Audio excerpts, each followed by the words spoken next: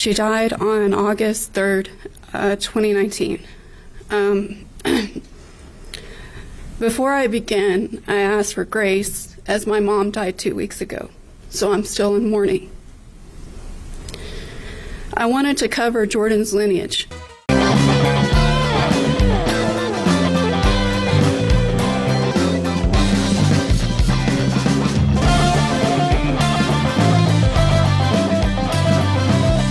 Daytime starts right now. Welcome to Daytime, everyone, and happy Tuesday. Fiesta's Taste of New Orleans kicks off this weekend, but not before we give you a sample of the delicious food they're offering. We're going to show you when I join them in the kitchen. Oh, I see sugar. Lots of sugar, Xavier. I see it. And the one spot in downtown San Antonio, you can get made from scratch biscuits 24/7. Cordero is live at Alamo Biscuit Company and Panaderia. He's going to check out all the flaky goodness and hopefully bring us back something. I'm so excited, you guys, because Xavier's back. He was gone Friday, he was gone Monday, but he's back. It was the family Easter trip. You know how we every year we go out to the cabins where there's no cell service, and which is wonderful for you. You love to disconnect. Absolutely, and got to do it at least once a year. And you do every year around Easter. I just expect him to be gone for a while, and I get it. But you said you actually feel a little rested. Yeah, I got a chance to sleep in a little bit, which is super weird because that never happens. What is sleeping in for you? I didn't get up till like 8 a.m., which is, I mean, compared to when you normally get up, that's a big deal, I guess. 3:30 to 8 a.m., that's a big difference. Yeah. And when you work, and anyone out there watching, when you work that overnight schedule or super early morning schedule, it's so hard when weekends roll around. Right. Because you have to flip to a normal schedule, and then Sunday you got to flip back. It's hard. Yeah, no, for sure. It's a challenge, but we're so happy you're back. Thank you for missing me. I appreciate it. I always miss you when you're gone. You and I have a lot in common. We enjoy a lot of the same things.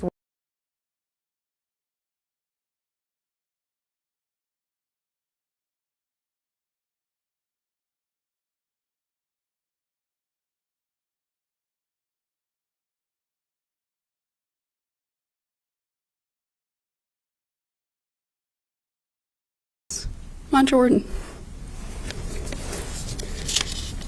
I was upset with the police officers that day. But after much therapy, I realized they were trying to get her out of harm's way and save her.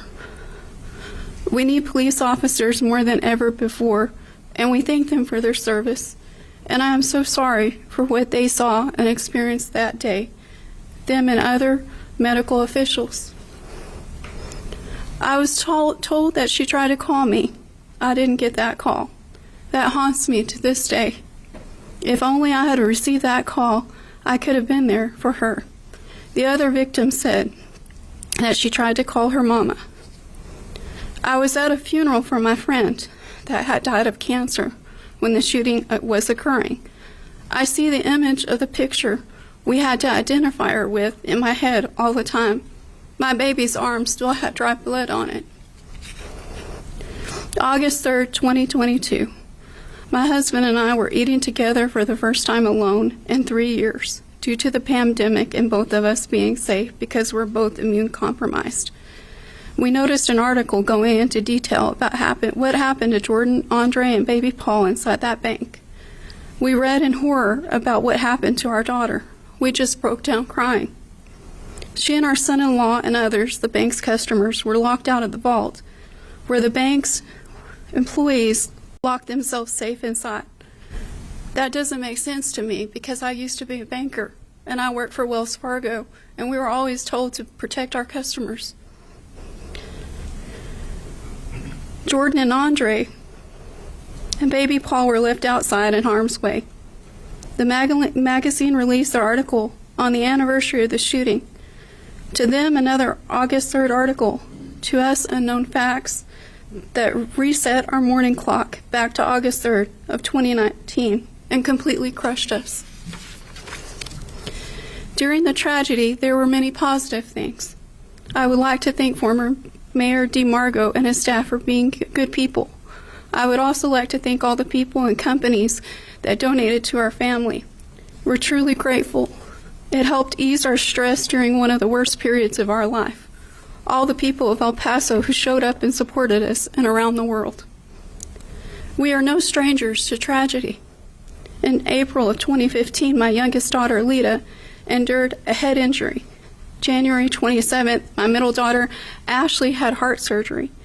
May of 2019, I was diagnosed with multiple sclerosis. I'm still fighting this every day. I go to receive infusions as needed to help with its stress. Stress affects MS, so going through all of this has affected my health. August 2019, we lost Jordan and Andre. December of 2019, my middle daughter, Ashley, had a stroke due to all the stress on her recently repaired heart and from losing her best friends, Jordan and Andre. 2020, my husband was in an accident. We were told by doctors that his accident was caused by his body experiencing the trauma of the loss of his daughter and all the stress that ensued. When it initially happened, I stood outside his ER room and was told that they thought he might have tore his aortic valve and that if he had, he was not going to make it. Thank God he didn't. He had blood streaming from his head and hands, and his only thought was for me not to see him like that and to fight to stay here for the kids that are left behind. He was in ICU for a week. He had to wait 2 days for the surgery to repair his back. If the damage would have been only one vertebrae down, he would have been paralyzed for life. He learned how to walk again at the same time baby Paul learned how to walk.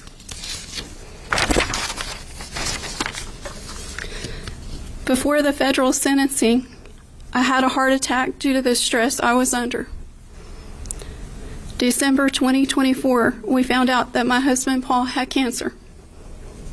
If you look at his throat, you'll see that there's a slit from the middle all the way up to his ear.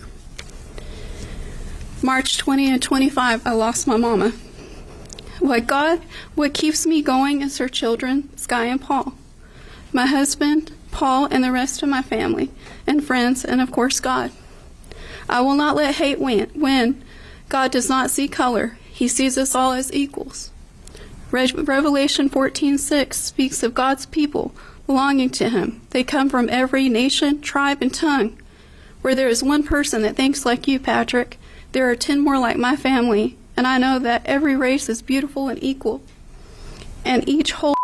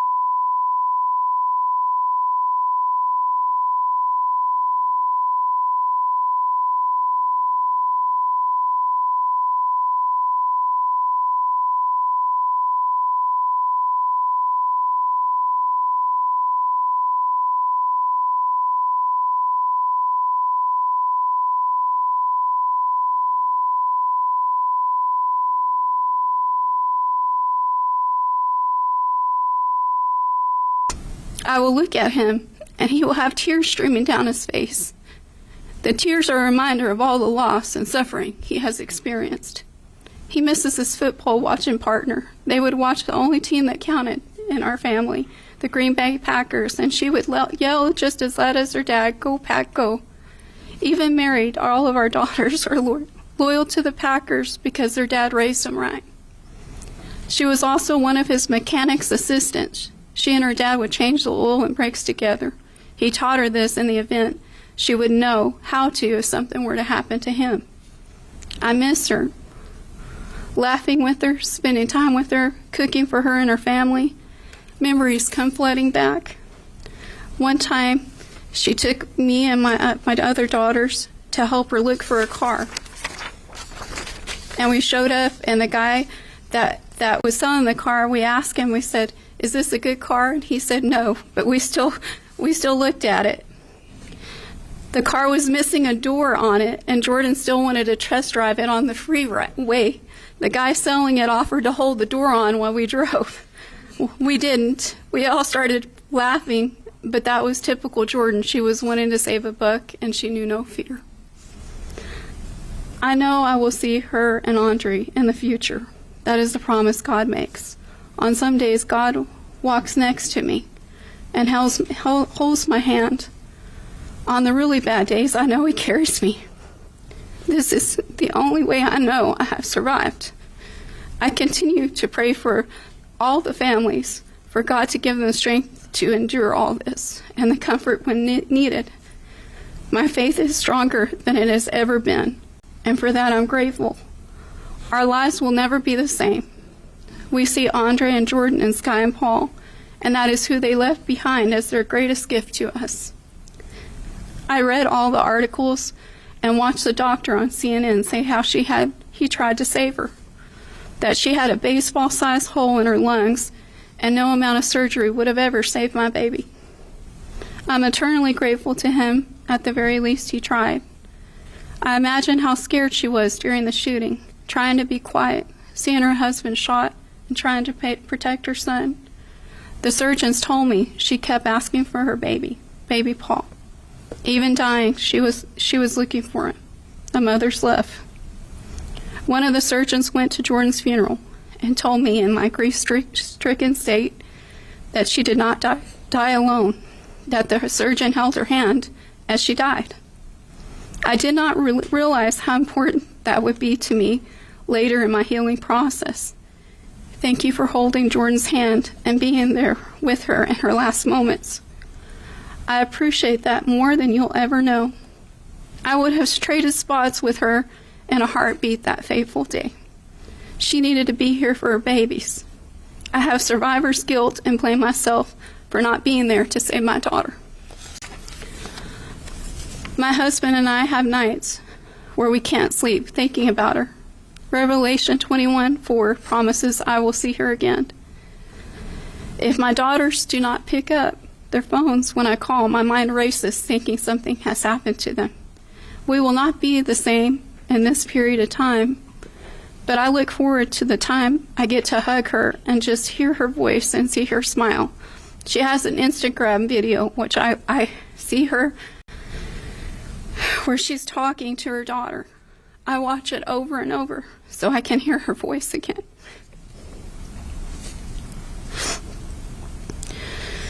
When I have a procedure or a surgery, and I've had many these past 5 years, I get to see her every time. She comes to see me.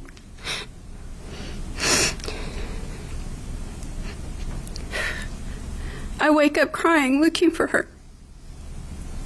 I think I'm the only person that looks forward to surgeries or procedures because I get to see my baby again. Every month, my quality time with my daughter, Jordan, is leaving new flowers on her grave. I take her pink flowers most of the time because that was her favorite color. I tell her about her babies, her dad and I, her sisters and their lives. I just want my daughter back. One of the comforts I have is that when I do pass away and I wake up from death,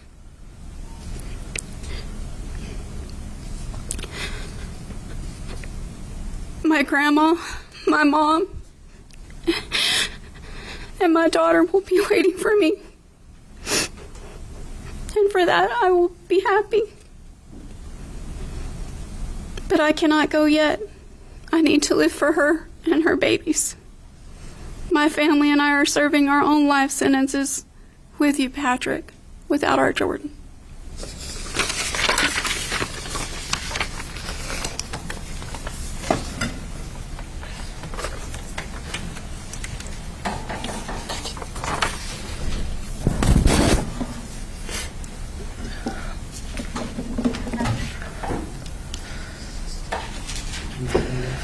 Hello, my name is Lira Cuellar. Hi, my name is Lira Cuellar, and on August 3rd, 2019, you took the lives of my sister Jordan Jamrowski Anchondo and her husband Andre Anchondo. The morning of August 3rd, 2019, I woke up and went to a funeral for someone from my church. I didn't know them well, but my mom did, and I went to support her. I remember sitting there and crying, not just because of the sadness that filled the faces of her family around me, but because it hit me that I was 19 years old and I had never really experienced death. It made me emotional to think about how lucky I had been. I remember thinking to myself, thank God I still have my whole family, and I couldn't imagine what it would feel like to lose someone I loved, especially at an age where I could truly understand what loss meant. Looking back, it feels eerie that I had that thought that morning, because later that very same day, everything changed. I had no idea that within hours, my family would be shattered, that we would be faced with the unimaginable, that we would soon be planning funerals for two people we loved more than anything, and that we'd be burying them in the same cemetery that I had just left, still carrying the weight of that morning's sadness, not knowing it was only the beginning. When we made the realization that day that Jordan and Andre were there, our minds were racing, clinging onto a slim hope that they were okay. Hours later, we had received a call that everything was in fact not okay. My oldest sister was gone. But in that moment, we couldn't grieve because we knew she had her family with her, husband and two of their 3 children that day. So sadness quickly left our minds and instead was replaced by fear. Fear of not knowing how many people we would have to bury that day. Would it stop with just Jordan? Please let it stop with just her. It's what I prayed over and over again. But the terror continued. We learned the next day Andre was gone as well, their baby recovering from his parents protecting him, and their oldest daughter safe. Since then, we've been living in a world that feels unfamiliar and broken. How do you explain the kind of grief that lives in your bones? The kind that doesn't just visit, but it settles in and finds a home in your chest. Here's how I've tried explaining this and explaining their loss. 5 Christmas mornings without their laughter. 5 Thanksgivings with 2 empty chairs at the table. Dozens of family gatherings where their absence echoes louder than the conversations. Over 2,000 mornings waking up to a world without them. I've watched seasons change, babies be born, and life move on in ways that they should have been a part of. Time has not made it easier, only more surreal. But in those years, life did not stop. It kept going. I got married, a moment Jordan should have been there for, crying alongside me with tears of happiness. Yet instead, I have a thread of sadness laced through my happiest moments, carried by the weight of her missing from them. Then came my babies, 2 beautiful boys. My oldest carries her name, because this is all I could give to him of her name. Not her hugs, not her laugh, just the name, Jordan. I moved away because everywhere I turned I saw them. And the neighborhoods that we drove through, blasting music and singing at the top of our lungs, and the faces that looked like theirs, and memories that wouldn't let me breathe. I didn't move to start fresh. I moved to survive. because staying felt like I was slowly being crushed under the weight of what could be. The city felt too loud and too quiet all at the same time. I couldn't heal in the same place that broke me. But leaving didn't make the pain stop. It just changed it. I carry guilt some days for not being closer. I carry guilt for choosing space when I know my parents are still living at the center of it all. But I was drowning, and that's what grief does. It isolates you. My parents now wake up every day to parent children who are grieving their mom and dad. All the while, they themselves grieve their own daughter and son-in-law. They do everything they can with grace and strength, but I know that they're tired. I know that they're heartbroken. I've watched them age faster than from grief. You have created a lifetime of pain for us. You have changed every tomorrow that was supposed to include them. And now all I'm left with are pictures and memories of them. Sitting here trying to explain what it feels like to have your heart ripped out twice. They deserve birthdays, anniversaries, children, growth, peace, because they were worth more than just 2 names on 2 headstones. They were my family, my people, and now there is a piece of me buried with them. For Jordan and Andre, I hope you remember them in every time you sleep, because I remember them every second I'm awake.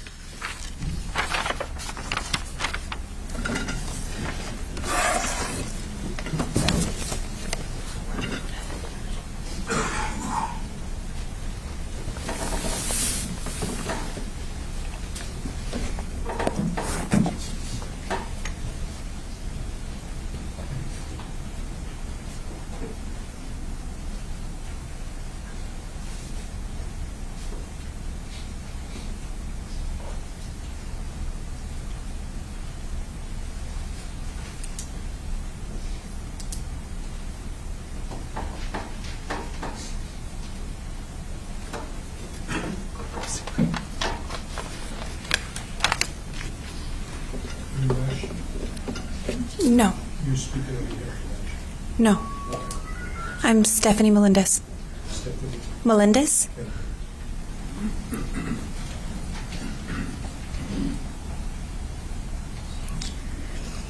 I wasn't going to speak. I had said what I needed to say during the federal. And I never wanted to face you again. But then I thought this time, instead of talking to you, I was going to tell everybody about the man that you stole.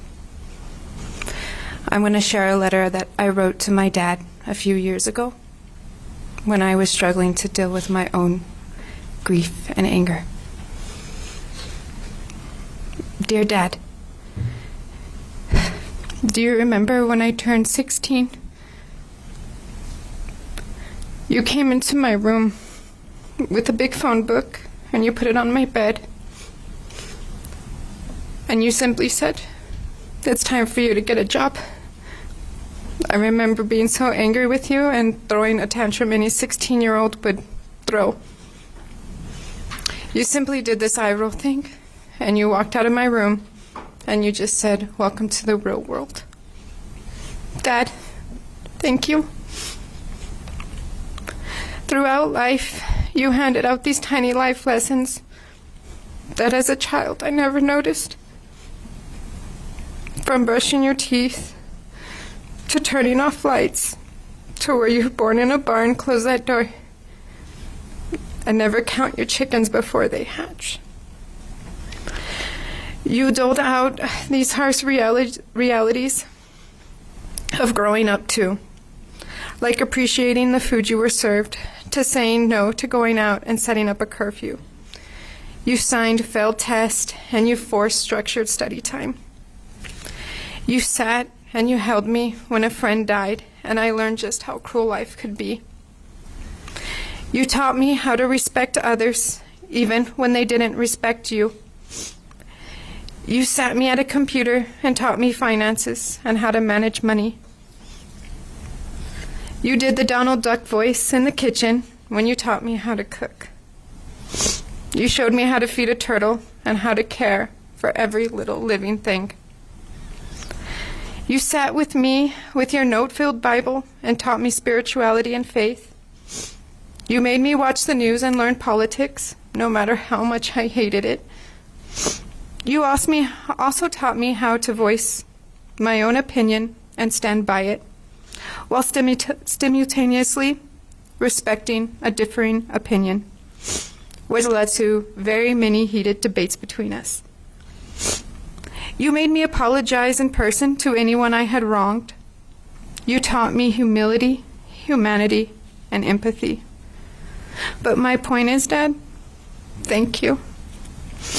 Because of you, I grew up and was able to live wholeheartedly. I was able to stand up for myself.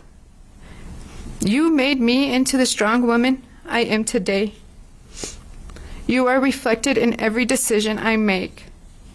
Your lessons whisper back to me as I move through my life.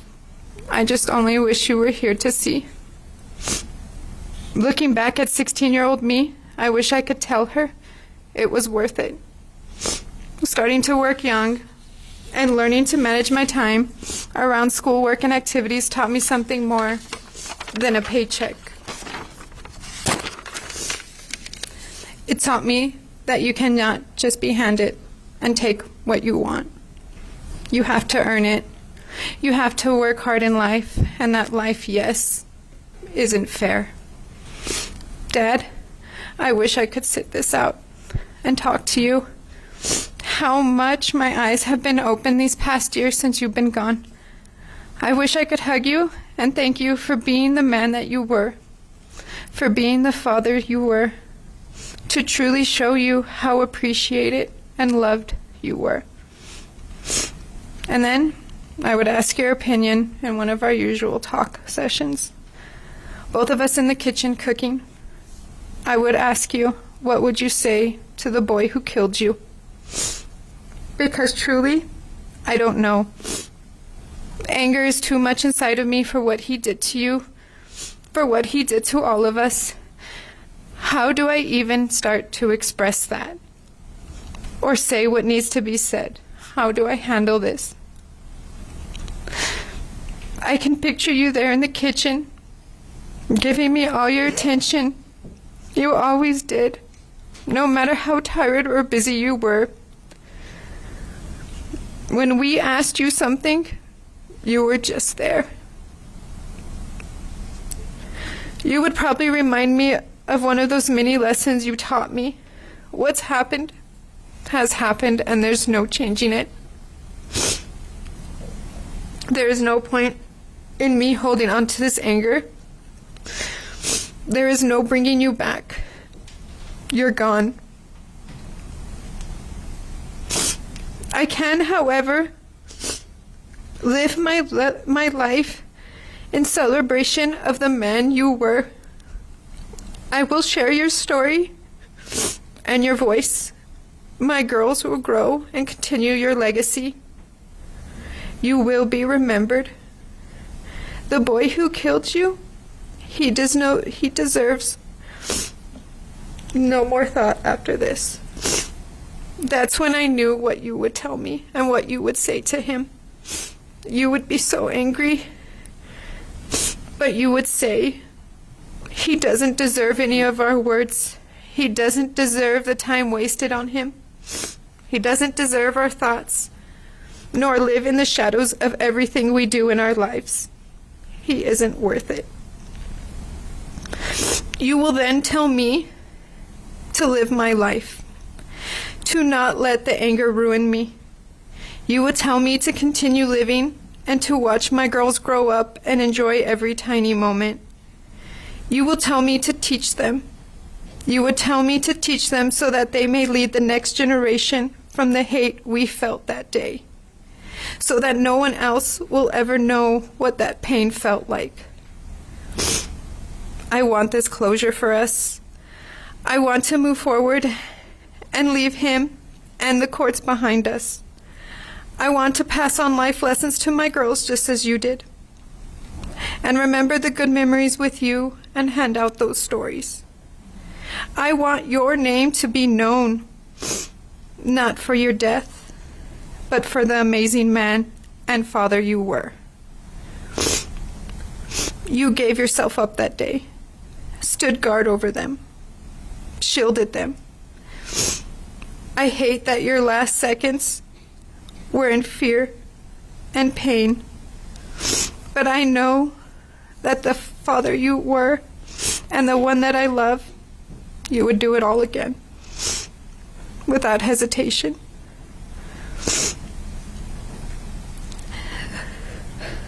You were the one that I knew could fix anything. The one who had all the answers. And you were the one who took the bullets for the ones you loved. You will never be forgotten. When I was a little girl, I had a lot of nightmares. I was scared of most everything. You would come into my room and turn on my Beauty and the Beast light and sit on the edge of my bed. And then we spoke about angels. You even pulled verses up in the Bible. Angels became a security thing for me. It became our thing. And you always reminded me of their protection and their guidance. I know you have your wings now. But I am not asking you to watch over us or guide us or protect us. But instead, I want you to rest. I want you to find peace because you deserve your peace. And I've got it from here.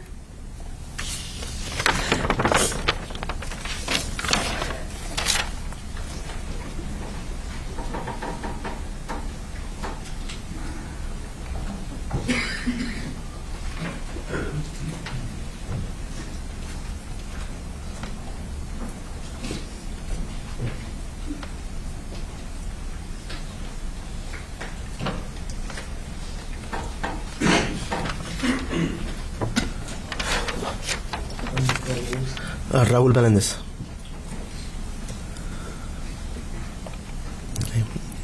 On August 3rd, my family, forever changed by the Walmart shooting. My father-in-law was tragically taken from us, a kind, loving man who brought strength and warmth to everyone who knew him. Losing him in such a violent, senseless act has left an unfillable void in our lives. My daughter was also there that day. By some miracle, she survived. But survival doesn't mean she's unharmed. She carries the weight of what she saw, the fear, the confusion, the trauma. And as her parent, watching her navigate this pain is heartbreaking beyond words. I am a veteran who served, fought for our country. I served this country with honor, with the belief that we were supposed to protect one another, to stand against threats, not become them. I never imagined that my service would be followed by a tragedy like this, not on home soil, not in a place as ordinary as a grocery store where families shop together. As for the shooter, I struggle with how to even put my feelings into words. Anger doesn't cover it. Heartbreak doesn't either. What he did was cowardly, the complete opposite of what I stood for in uniform. He took a man I respected, traumatized my child, and tore through the safety of our community. There's no justification, no devastation. Our family is left trying to pick up these pieces. We live each day balancing grief, gratitude for those who survived, and a commitment to never let what happened on August 3rd be forgotten.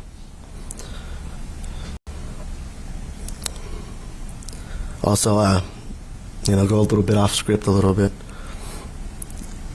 I never thought I'd see the day that I'd see a clown in handcuffs. Thank you.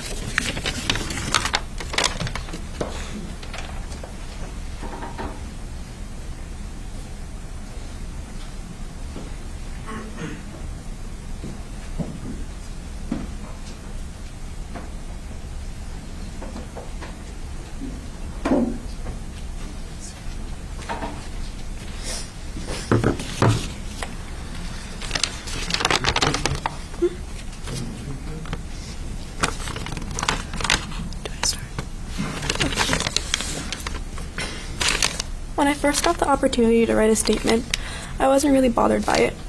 There were millions of things I wanted to say to you, but I found myself stuck because it occurred to me that no matter what I say, you won't care. Whether I yell about how you killed 23 people or how badly your mental state is, It does not matter to you.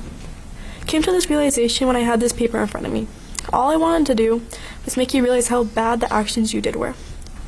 But I finally got this realization that a boy who took away my grandfather or decided to ruin a peaceful Sunday morning, that person does not feel a thing. And with that realization, it was so much harder for me to write this. But this isn't for you. These words I'm saying aren't meant for you. It's meant for the 9-year-old girl who wanted to go shopping with her grandparents on Sunday morning. Because she would want to yell at you for hours on end about what you did to her. She would tell you the shooting ruined her social life for several years. She would tell you something as simple as eating dinner out in public was scary. She would tell you how she felt true sadness for the first time when she saw her grandfather laying on the floor not alive. That is what 9-year-old me would say. But what I would say now is that I'm mad. I'm mad about how I'm labeled as this helpless girl who can't do anything for herself when I'm not. I'm a powerful survivor with a voice. I would say that I'm angry about having to say this to a boy who lacks a single thought of empathy. But I would say I am happy all this is over when I walk out of this courtroom free of you and the stress and frustrations on this case. On the same note, because you don't care, let me, a 14-year-old, say how happy I am they didn't give you death. Because prison will make you suffer and death would have been the easy way out, when this is the last thing you deserve. I'm also asking everyone to listen to me. Because the man who did all of this can't do anything to me anymore. He cannot change my life anymore. Then he already has. But everyone else, I don't want your pity. I am a survivor, not a victim. And I want to grow up without the shadow of the shooting or being labeled as such. I want to go to college and pursue my own dreams and future. I want to advocate for other survivors and influence the laws of society so no one has to go through what everyone in that store went through that Sunday morning. The statement was not for you. You can go to prison and rot, for all I care.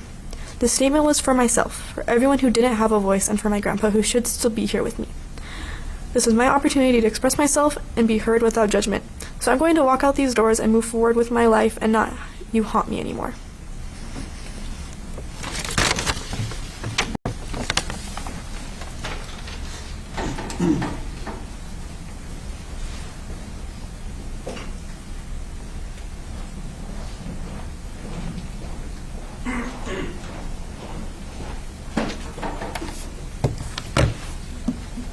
You're speaking for Ashley? Yes. This statement is on behalf of Ashley Salazar. First, before I speak, I just want to say I don't want to say anything to Patrick. I don't think you deserve any recognition or any words or even my time. So moving on, this is not for you, but for the families of the victims. To the families of the victims, including my own, I wanted to express my deepest condolences for your loss. I know you probably hear that all the time, and it probably makes you feel numb to hear those words. But just know I have read and even had the opportunity to meet other families affected by this senseless act. And I'm so sorry, really, from the bottom of my heart and my soul goes out to every single one of you. It really was a tragedy, what happened to our loved ones. It was a heartless and cruel crime committed, was undeserving and unfair to be torn from the people we cared about. And my personal experience with what had happened, and I'm sure others feel the same. My soul aches every day losing the ones we shared our whole life with. I think about what happened every day since then. I will always think to myself, what could I have done differently? What could I have said? Or even I was there, what if I was there to do something different? But just so you are aware, I'm the sister and sister-in-law of Jordan and Andre Anchondo. Sometimes I wish you all would have had the opportunity to have met them. They were an amazing couple, an even better family. Not perfect, but as perfect as they could be. They really saved my life, and I owe my life to them because in the time that they were in my life, I'm gonna be honest, I was struggling with myself and my own personal obstacles. They made life so worth living, they really did. When I was having bad days, they made them better. and I was depressed or feeling down, they would really do anything in their capability to make everything all right. And even when they unfortunately were late to rest, they continue saving me by having my beautiful nieces and nephew. And I'm so beyond grateful to have had such a wonderful sister like Jordan, and even more fantastic brother-in-law like Andre.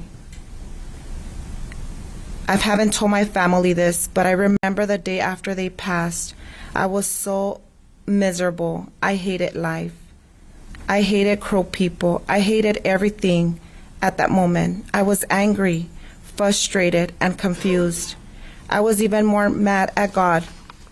I kept wondering, how could He let this happen to me? Haven't I gone through enough? Why my family? In that moment, I didn't know what to do, and I was so upset with God. I started to pray, and at first I was angry and I blamed everything on Him, but then I realized I was hurting and I was grieving. I wasn't thinking straight and apologized to Him. I asked Him if I could just see them one last time. I was so appreciative, even if I couldn't even talk to them, but just to see they were all right and I would be happy. And in that moment, I didn't realize it at the time, but I fell asleep. And in my dream, I got to see Jordan and Andre again, and they gave me the biggest hug and the widest smiles. I remember them they used to have. I began to cry because I missed them so much, and then I heard them laughing, and I forgotten. I talked to them just like we used to talk, and I told them how much I missed them, how much I loved them, how sorry I was that I couldn't have been there to save them. I told them it should have been me instead of them. And they just listened, and they told me they loved me so much and how much they miss Mom and Dad and their kids and my other sister too, and Andre's family as well. But overall, they said not to blame myself for what happened. And they loved me and the family, and to take care of each other and do not forget about them. I remember I told them, how could I forget you? Oh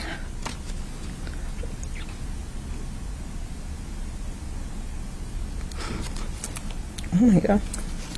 You were my angels.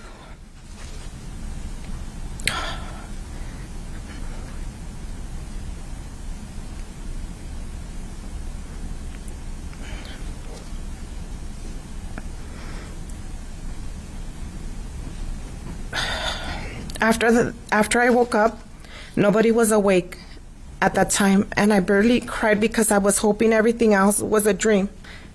But then I realized, oh my God, it was all real and it all happened. Then I also came to the conclusion, even though it was the exact answer I was looking for, it was what I needed at that moment. Overall, I hope each of the victims' family also come to find the answers, the justice, and the overall answers they are looking for during this trying time. I know grieving is hard on all of us, but I pray your grievance eases over time. May the victims never be forgotten, and your love for them live forever. Thank you for your time, and just know El Paso hasn't forgotten you. That's it. Thank you.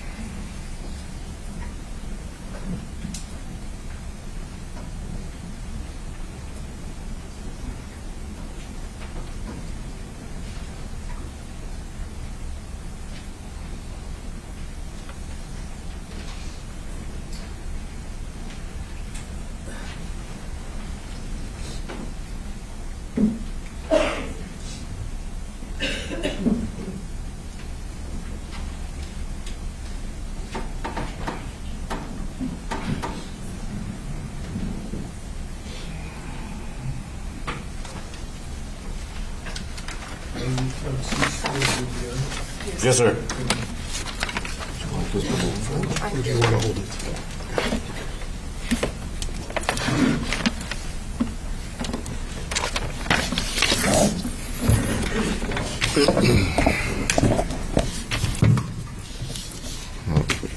Well, good morning. My name is Frank Rodriguez, Francisco Rodriguez, Javier Rodriguez. I just want to, first of all, thank everybody, the first responders, law enforcement, all the families, or any help that that was provided on August 3rd, 2019. Look at me. I'm talking to you. Look at me.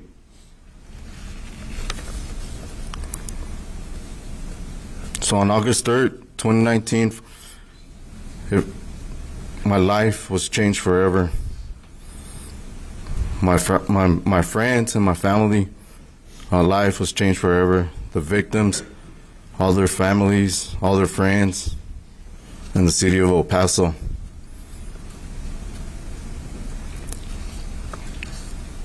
Like the judge said yesterday, you came down to El Paso with the intention of tearing us apart. But all you did, you brought us together. You made us stronger. You made the community stronger. You made my family stronger, my friends. I'm pretty sure the victims and the families of all this tragedy, you made them stronger from your actions. In a way, I'm glad that all this is coming to an end, so that way they can take all the attention away from you that you're trying to create, or that you try to create with this horrible,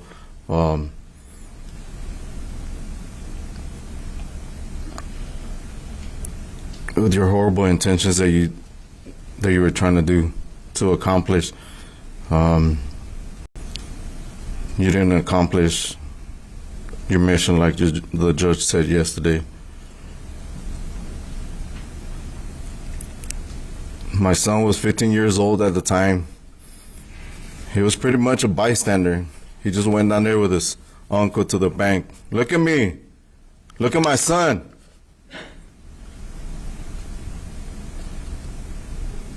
You had the balls to come down here and do what you wanted to do, right? Look at him. I'm only asking you 2 minutes. 2 minutes of your time. You had over 10 hours to think about what you were going to do. Now you can't give me 2 minutes?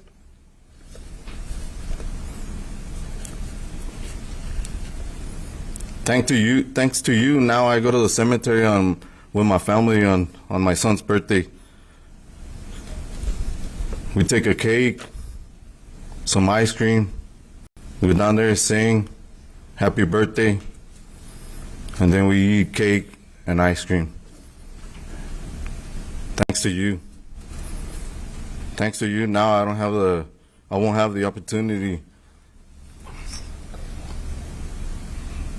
to punish him, to give him guidance. The goals. Thanks to you, his goals are gone. Everything vanished on August 3rd, 2019 because of you. A 15-year-old that had a lot ahead of him.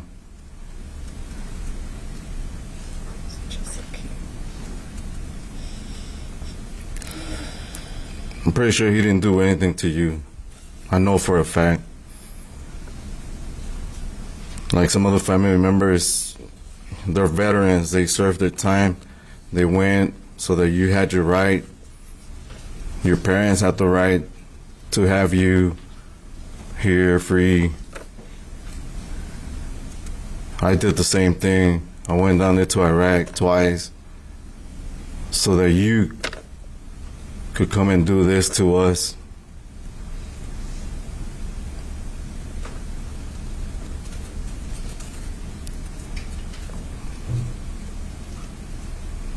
I would have never thought that, I went down there, put my life in danger, to protect us here, the U.S., our country, and for somebody inside our comfort zone come in and do all this to us.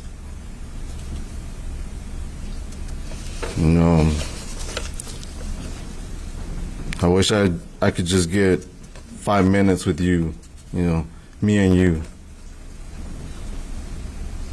and get all this, get it over with.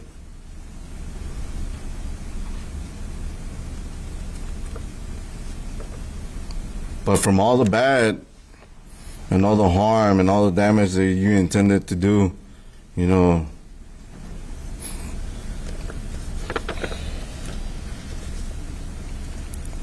I have to focus on the good stuff, you know, what came out of it. It's hard to see the good that came out of this horrible situation from your actions. You know, I speak for myself. It brought me closer to my kids, my family, my friends. You know, I feel bad for them because now every time they go out, I'm asking them, hey, where you at? Make sure you pay attention, stay alert.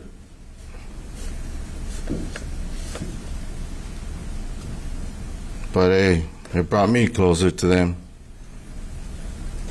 And the most important thing is that, you know, it brought me back to God.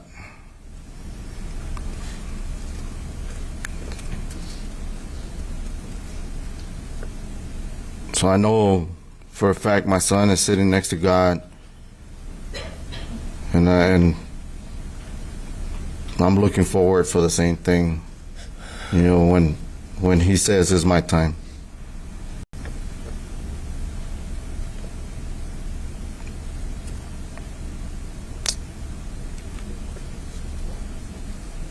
You probably think that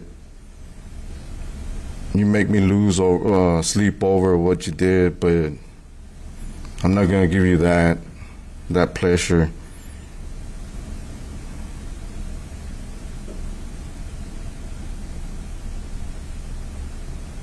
I know he's in a better place, and all this, like I said, I'm glad it's over, because that way they can take all the attention away from you.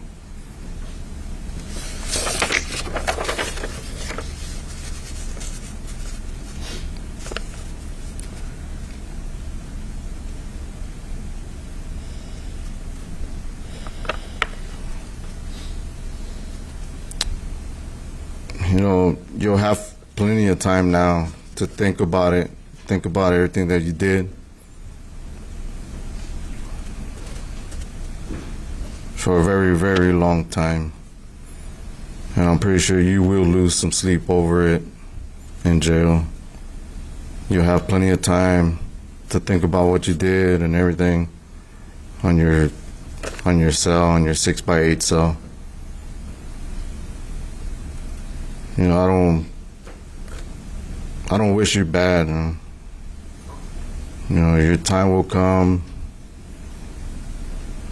when God says it's your time.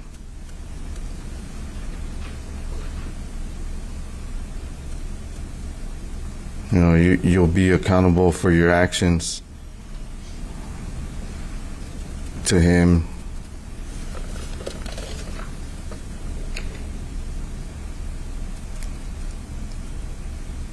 I just wish I could say a lot more things.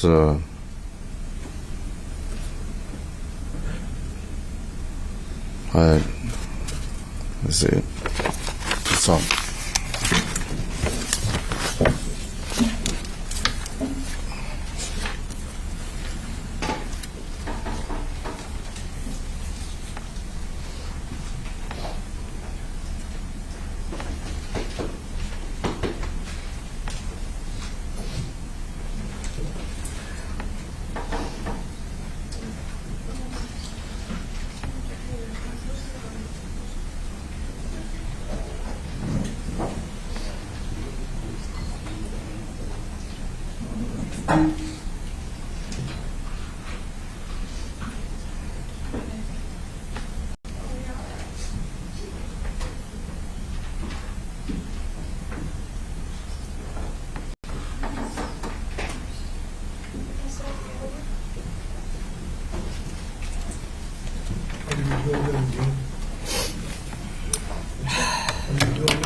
Yes, Hilton Dean.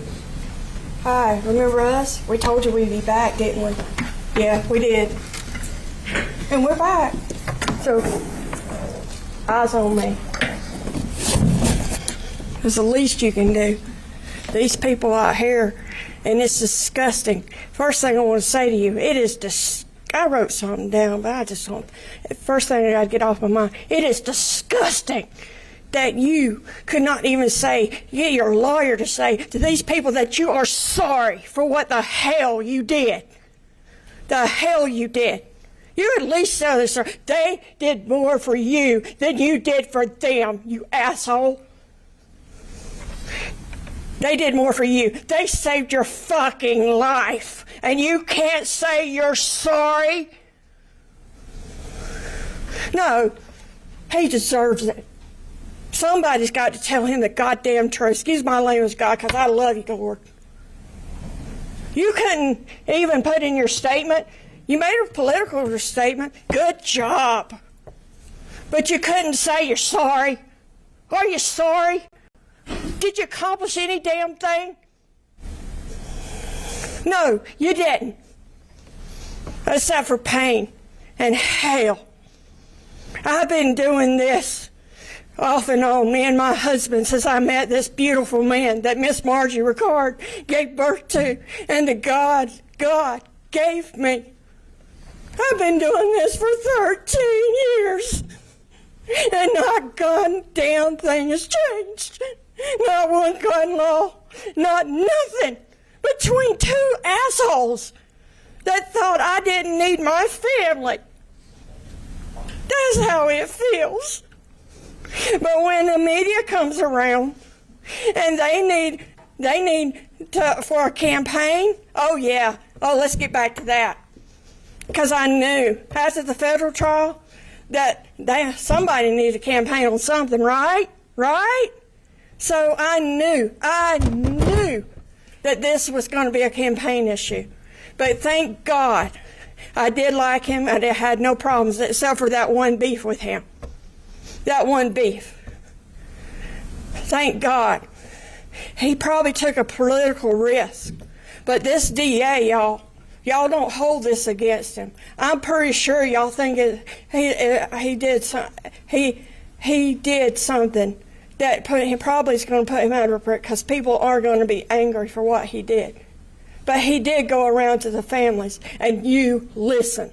Finally, somebody damn listened to us and didn't put them through a murder trial, because I've been through a murder trial, and I know what it's like to sit at that table and watch your family, how you hear them when they're getting shot.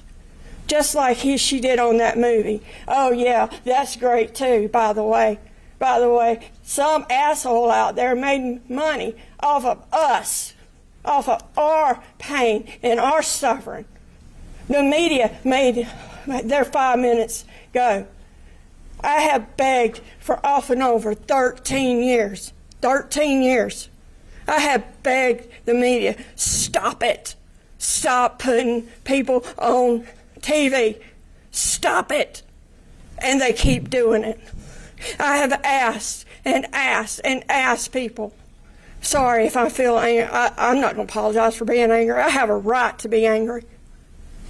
I have asked people over and over, and I ask politicians, and I know people, because that's what happens when you're in this for a very long time. You get to know people. And I've asked people, I have asked over and over this one question.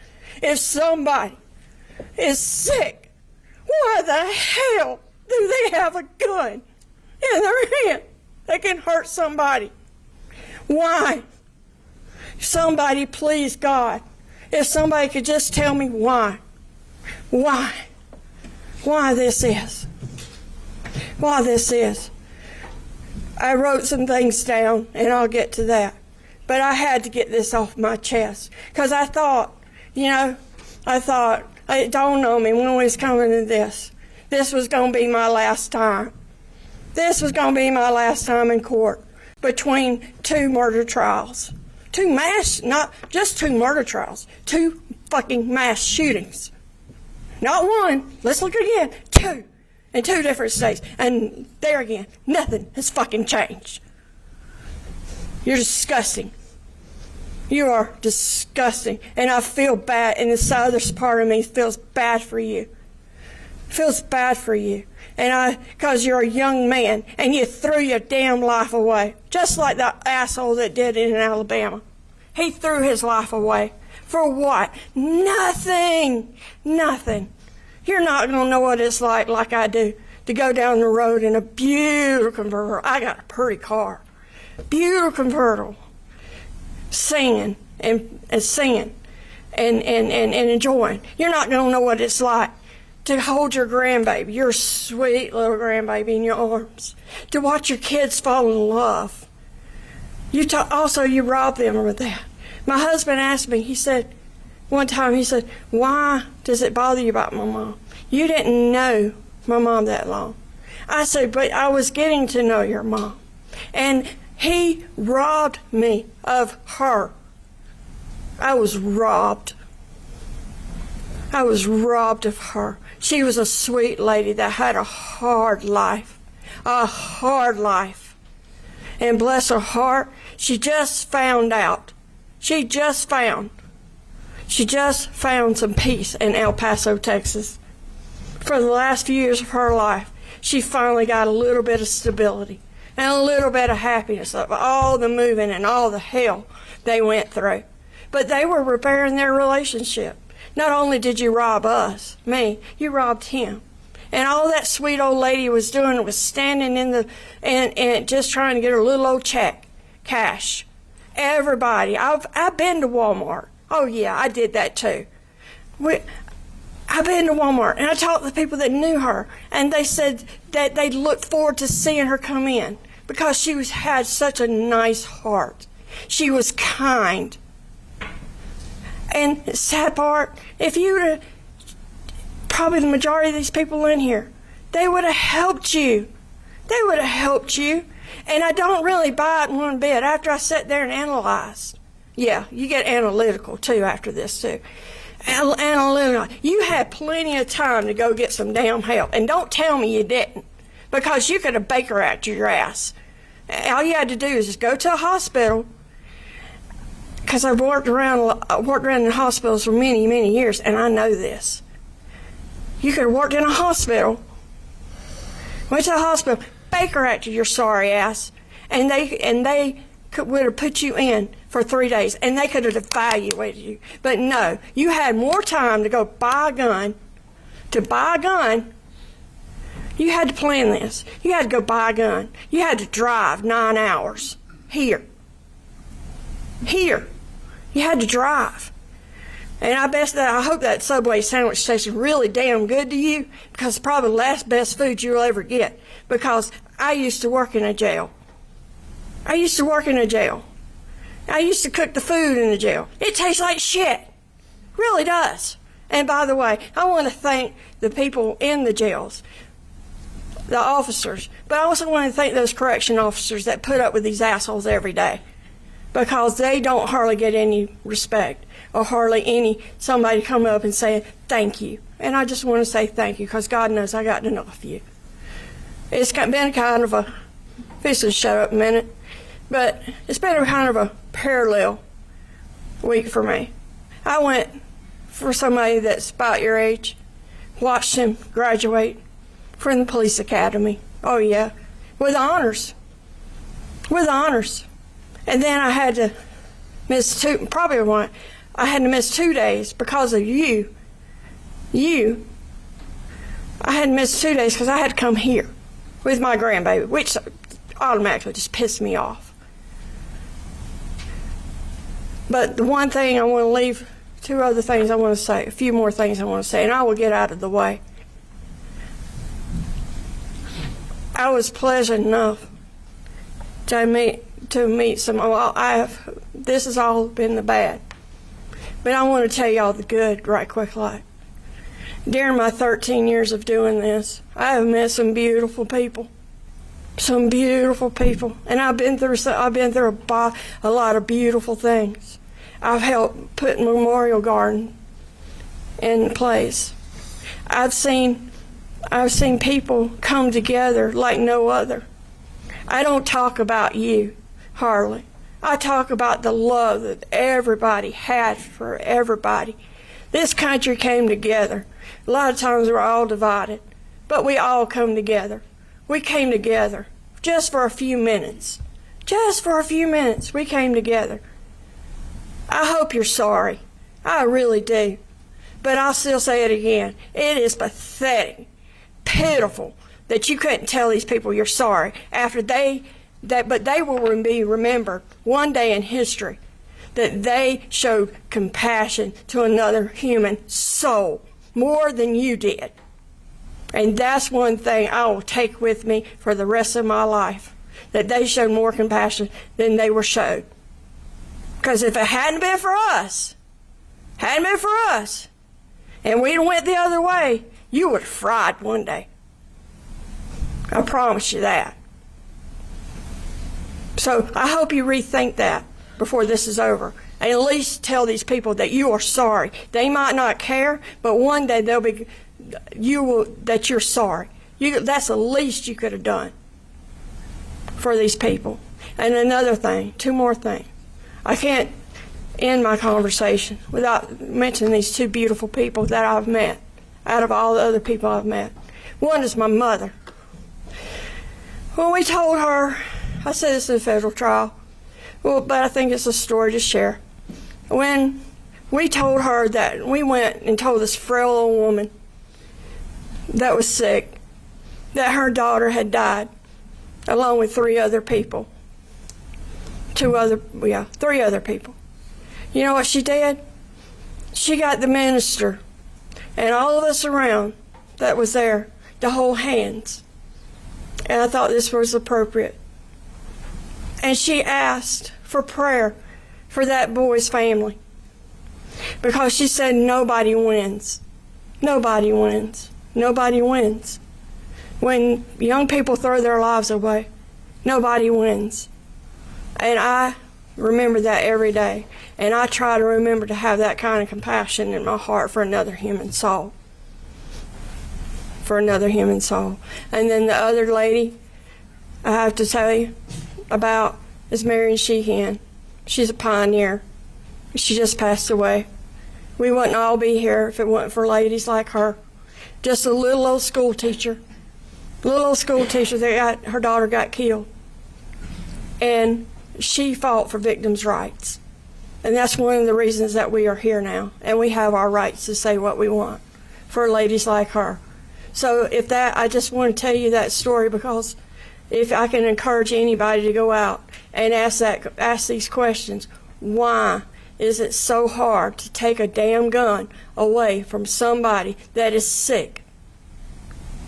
Or mentally, they could have dementia. They don't necessarily have to be a psychopath over here like him. But we need something to stop some of this violence. And may God bless you, rest your soul. I'm done with you.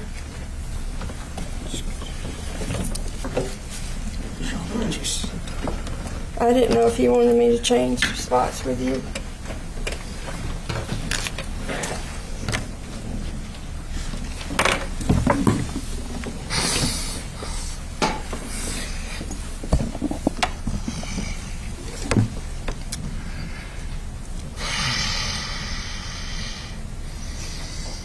I told you the last time I saw you, I'd see your face again. Well, here I am.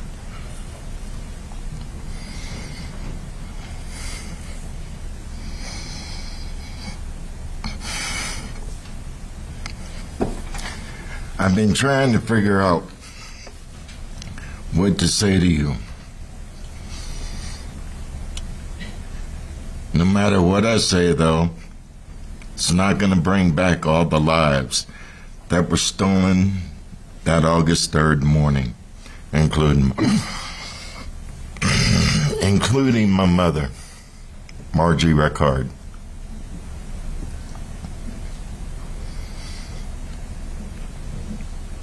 Not only were lives taken, but many were left traumatized and scarred for life.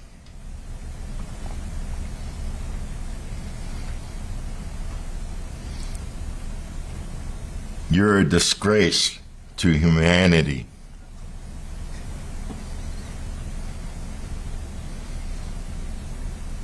And to your family.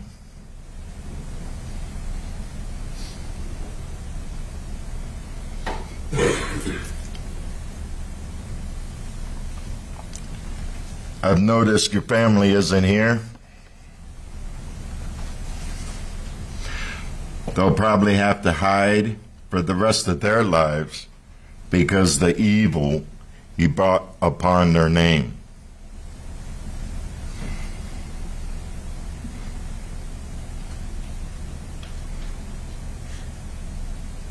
I've noticed you're looking a little rough these days.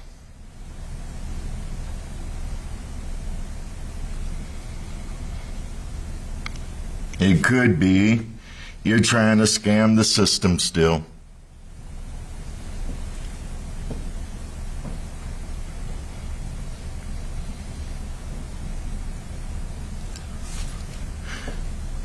Or being incarcerated is starting to wear you down.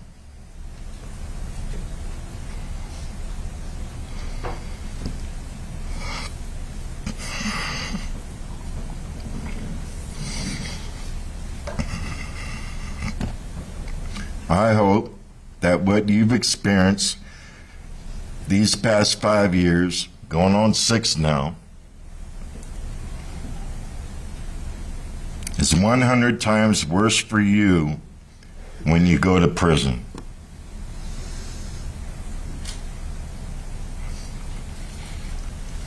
I'm not buying into this mental illness issue that your lawyers want us to believe. To me, you're just a copycat killer who wanted some attention.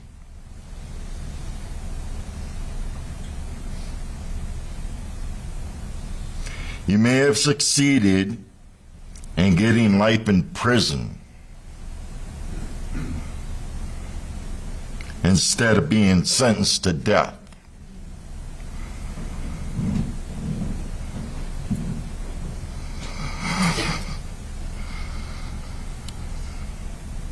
My hope is you'll wake up each morning wishing you were dead.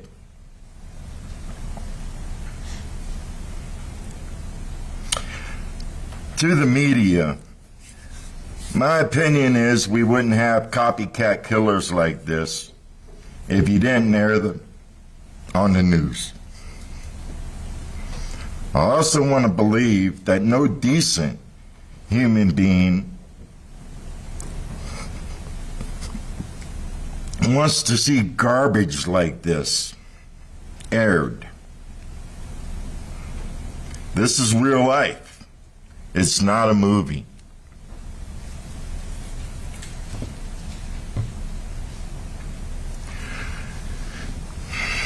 To the present and future district attorneys, administrations, please remember that you were voted in office to represent the people of this city with your utmost respect and integrity. Work hard every day so that people like me can have faith in the justice system.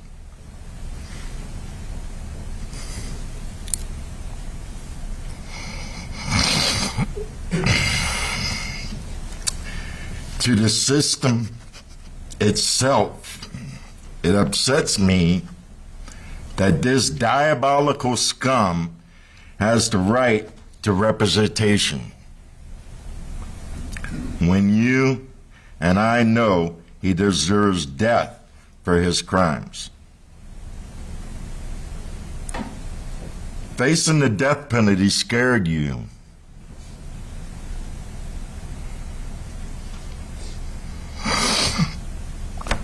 Every day for the rest of your life, you're going to be living in constant fear. Every day.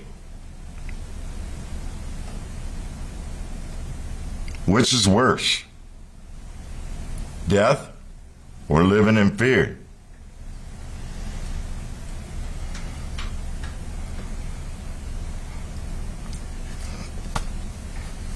I'm going to continue to move forward. That's what my mother would have wanted me to do. That's what my mother would have wanted me to do.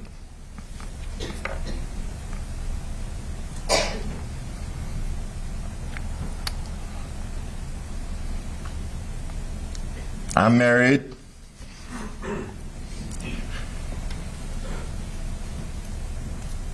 to a beautiful and supportive wife. She's a little feisty, as you can see. Yeah, I am. I have 3 biological sons, Biracial sons. 3 stepchildren, and a granddaughter. I have friends. I have a good job.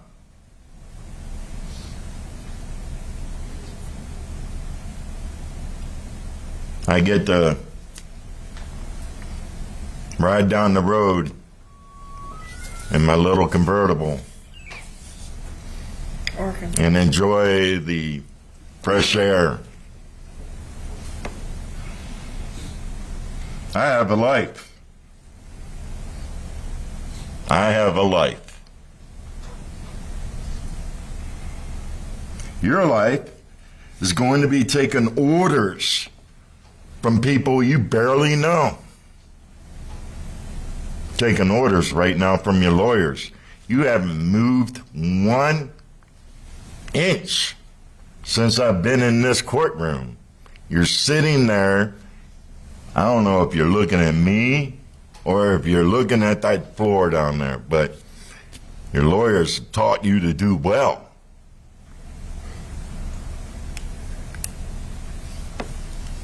Like a little dog, take orders.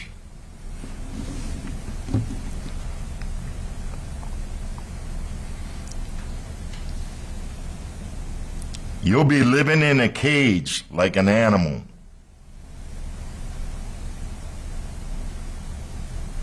Think about that. Living in a cage like an animal.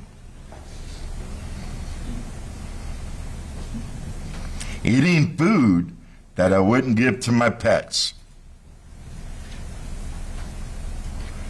Living in chains. And again, living in constant fear. This is the life you'll live now because of your crimes. The Mexican Latino population will continue to grow and live life to its fullness and thrive while you rot in hell.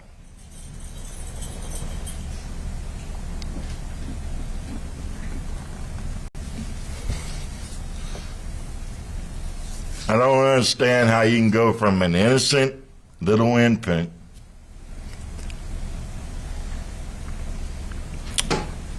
to being the monster you are.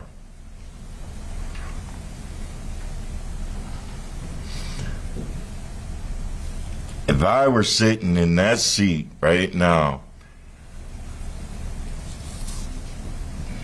I'd be thinking I'd made a really, really stupid decision that morning on August 3rd.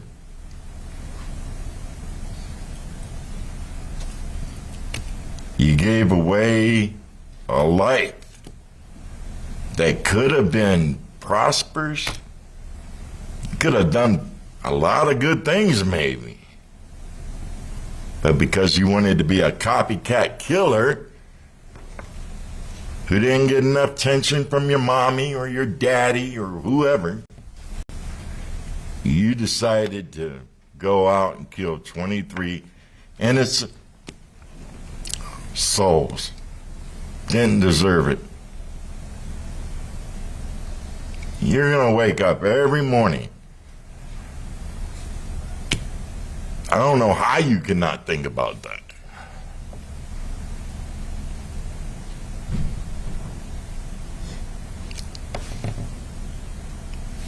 To me, I'm thinking you're having a pretty decent day right now.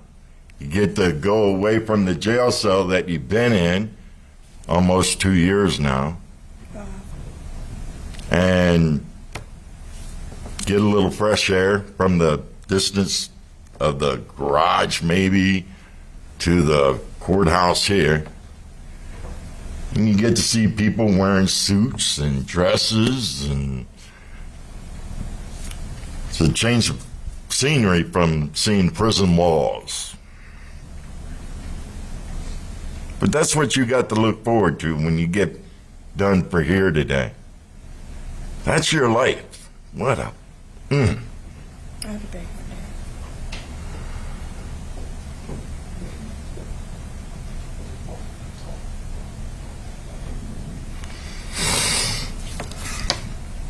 There's so many things that I would like to say, but I really,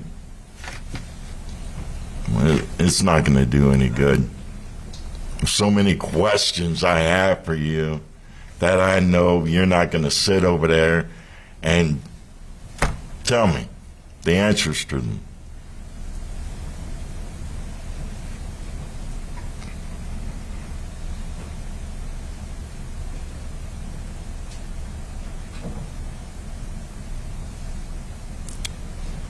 I forgive you, though.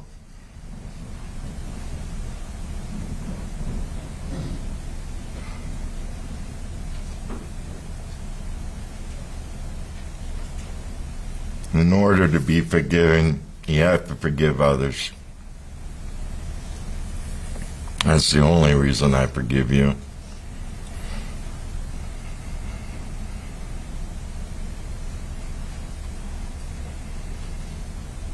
May God have mercy on your soul.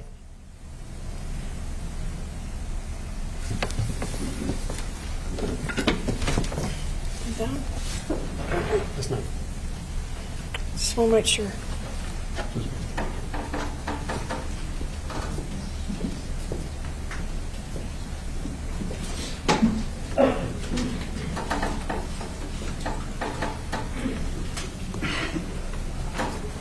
Are you here? Yes, sir.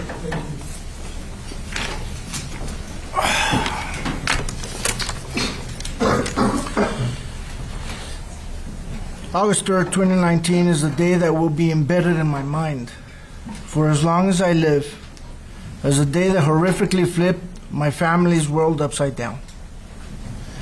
It still brings heartache, anger, anxiety, and depression to remember the events of that nightmarish day, and reliving them to write this statement has been extremely difficult, mentally exhausting, and emotionally taxing.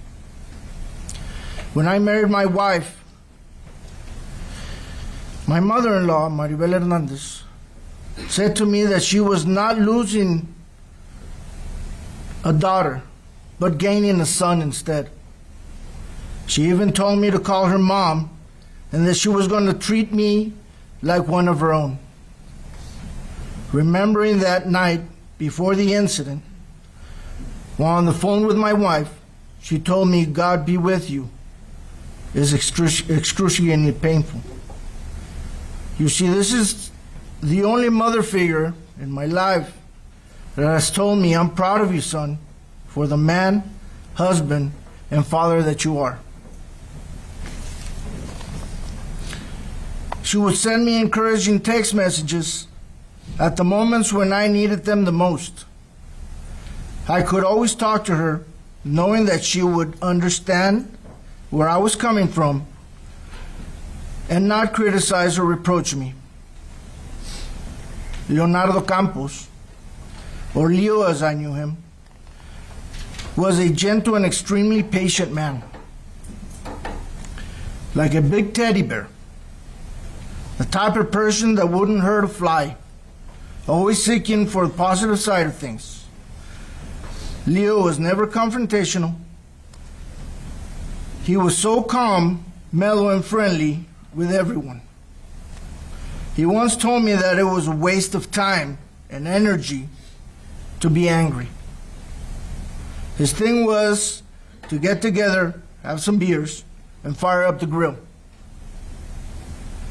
Let's have a great time, he would say. I remember how happy Mom and Leo were because we had plans to visit South Padre Island before the kids went back to school. It depresses me to remember that our plans for Thanksgiving and Christmas with them were also ripped from us that catastrophic day. My children had just spent part of their summer with them, one they will surely never forget. Never in our wildest dreams did we think that an individual's imbecilic ideology would yank our loved ones from us in such a gruesome way. My wife not only lost a mother, she also lost her best friend with whom she would have coffee chats daily. She lost her stepfather who loved her and our children like they were his own. My kids lost their grandparents who they loved very much and were looking forward to seeing them again when we all went to South Padre Island. Mom used to say it was one of God's most peaceful creations where you could sit in silence, enjoy the sunset, and rejuvenate. They loved playing board games with my children and listening to the advice and stories. My youngest daughter will never get to know her grandmother and her grandfather, and will only hear about them through our stories. She will grow up only to find out that a mentally deprived loner stole her ability to experience the love her grandparents had for her. My family must live with the heartache and pain that comes with their absence daily. Mom and Leo were the type to share what little they had with anyone who needed it, regardless of where they came from or what they looked like. They would always say that we had to love God's children as He loved us. Praying with people without shame or hesitation, anytime and anywhere that it was needed. Trusting God's plan, they would say. Things will happen on His time in accordance to His will. I struggled with this after that horrific day, being a hardcore advocate for the death penalty. Then out of nowhere, our good Lord Jesus Christ called me to complete my holy sacraments. After months of prayer, reading the Holy Bible and asking God to guide me, to give me divine wisdom and understanding, I started to build and strengthen my relationship with God, and that is when it dawned on me. The only way to honor Mom and Leo is to serve Jesus Christ and attempt to follow in His footsteps, using this platform to reach out, telling all of humanity to wake up, to open our eyes and realize that we're all God's children. We need to stop thinking that somehow we're different only because of the different shades of our skin pigmentation. Everyone is part of one race, the human race. We all have the same organs, breathe in oxygen and exhale carbon dioxide through our nose, eat and drink via our mouths. God created us in His holy image and sent His Son, Jesus Christ, to live among us and set the example of how we were to treat one another. Jesus taught us through his actions to treat each other with humility, patience, compassion, and forgiveness. It's through service and love for one another that we draw closer to God and eternal life with him in his holy kingdom. It wasn't until I fully gave myself to the Holy Trinity that I realized evil is the absence of God, and everything is possible only with him in our lives. We must all seek to strengthen our relationship with our Creator, and I hope that one day you, Mr. Crusius, realizes this and truly repents. I invite you to truly and honestly seek and start a relationship with our Lord and Savior, Jesus Christ. For you too will one day have to answer to him on the day of your true judgment. If Jesus was able to forgive Judas, who betrayed him, and even wash his feet, even Longinus, the Roman soldier who pierced Jesus' side on the cross, was forgiven by him and eventually canonized. I choose to live a life of peace, love, humility, and compassion, and tranquility. Then in the name of Jesus, I forgive you, and may God have mercy on your soul. Amen.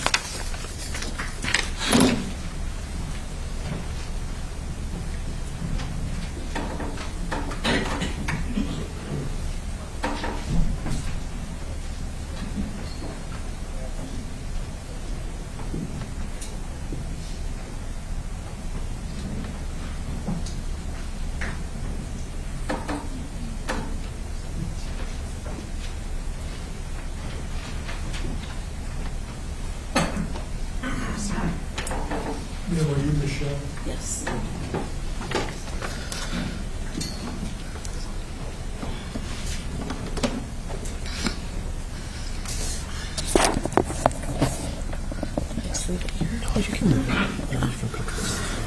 Okay.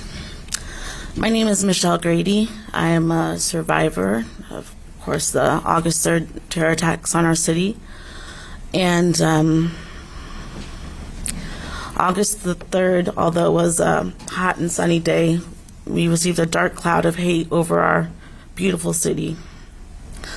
While I was out grocery shopping, I stopped to donate money. Well, I intended to stop and donate money to a group of children's soccer team. On my way out the store, that is when the shots rang out. And chaos took over all the surrounding areas. As I was shot for the last time, I hit the ground, and one of the workers, a Mexican-American man, came out at some point, helped me, wrapped his clothing around all of my 4 wounds to help stop the bleeding, and stayed with me and gave me words of comfort, although he didn't have to.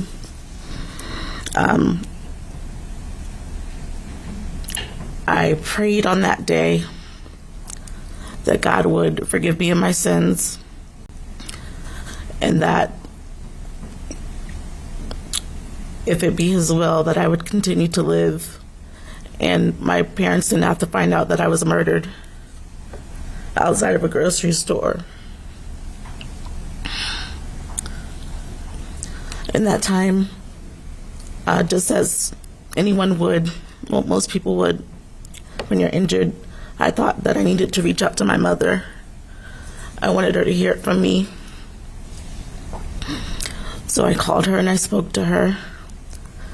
And of course she was shocked. And prayerfully, she was right next to the store at the local mall. And she made her way over to me. She promised me that she would come. So her, along with my guardian angel, his name is Thomas, They stayed with me, held on to my wounds. Eventually, when the ambulances arrived, they worked together to get me onto a flatbed cart from Sam's Club and run me up the hill to the ambulance. At the time, I stayed conscious. And the ambulance, I don't know, the EMTs didn't think that I was critical because of that. And so they didn't want to take me. And me being a normally pretty fiery young adult was in a state where I could not argue. I was getting really tired. And so thankfully my mother was there and she made sure that I got onto that ambulance. I was indeed losing a lot of blood, although you couldn't see it because of the wrappings around me. I was put into a medically induced coma. I had a collapsed lung. I was unable to walk because of a shattered partial pelvis. So I had to learn how to walk again at the age of 33. I had to learn how to breathe on my own. I had over a dozen surgeries. And I also went to rehab as I was learning to walk again and use my right hand that was also injured. I had so many, my father is a pastor. I've been in the church my whole life. And for the first time in my life, I couldn't pray because I didn't know what to say. And so thankfully, my parents and the community really carried me through spiritually so that I was able to know what to say. At that time, I did learn that my coworker and his wife, Leo and his wife were murdered inside of the store.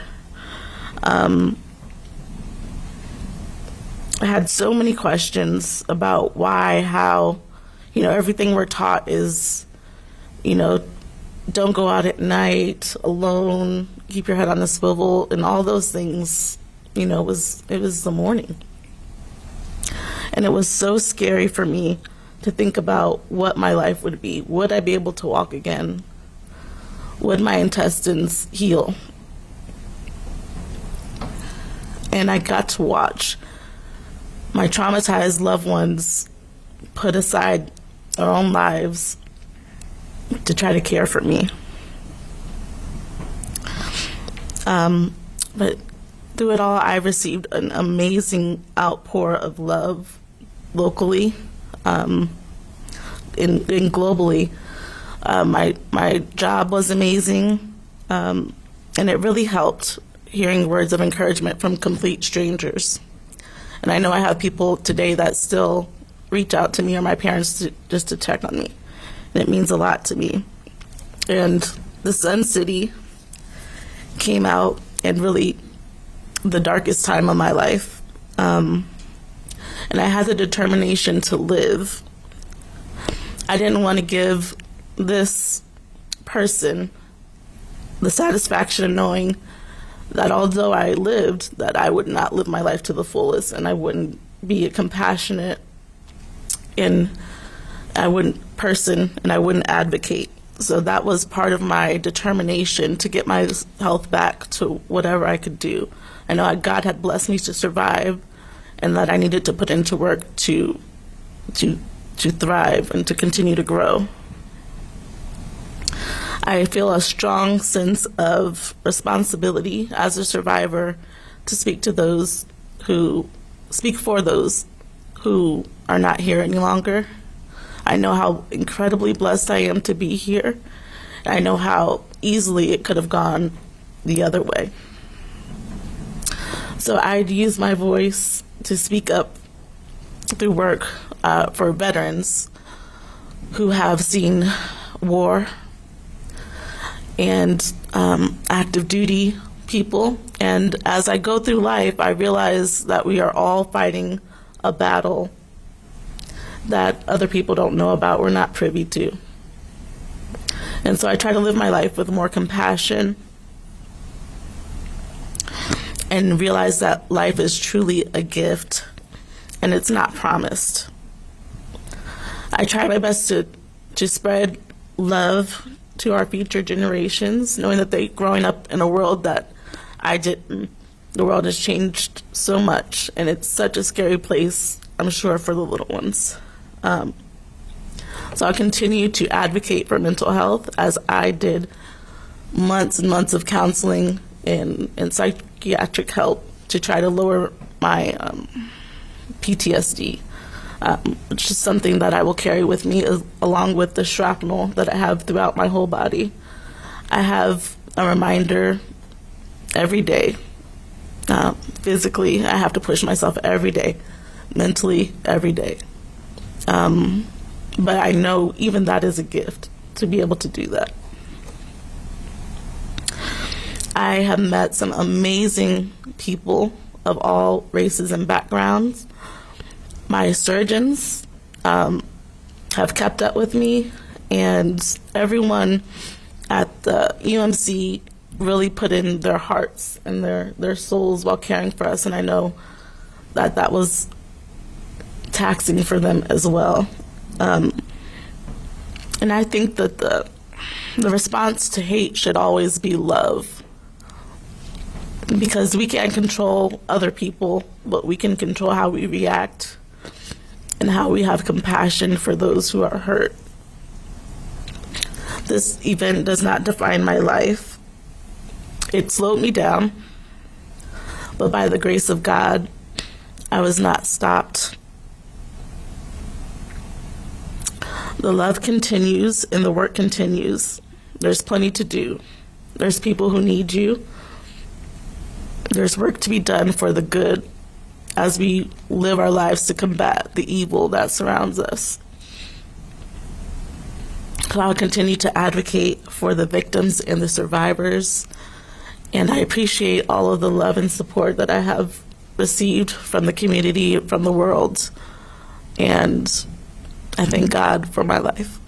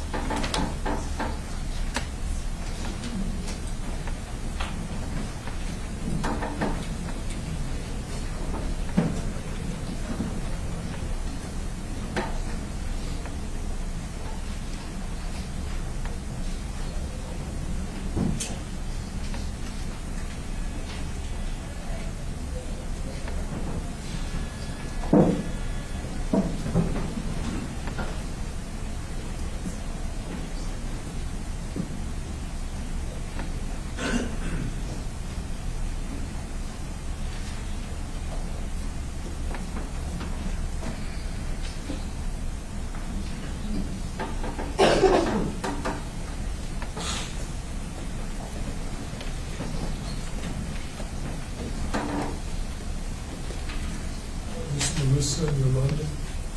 Yes.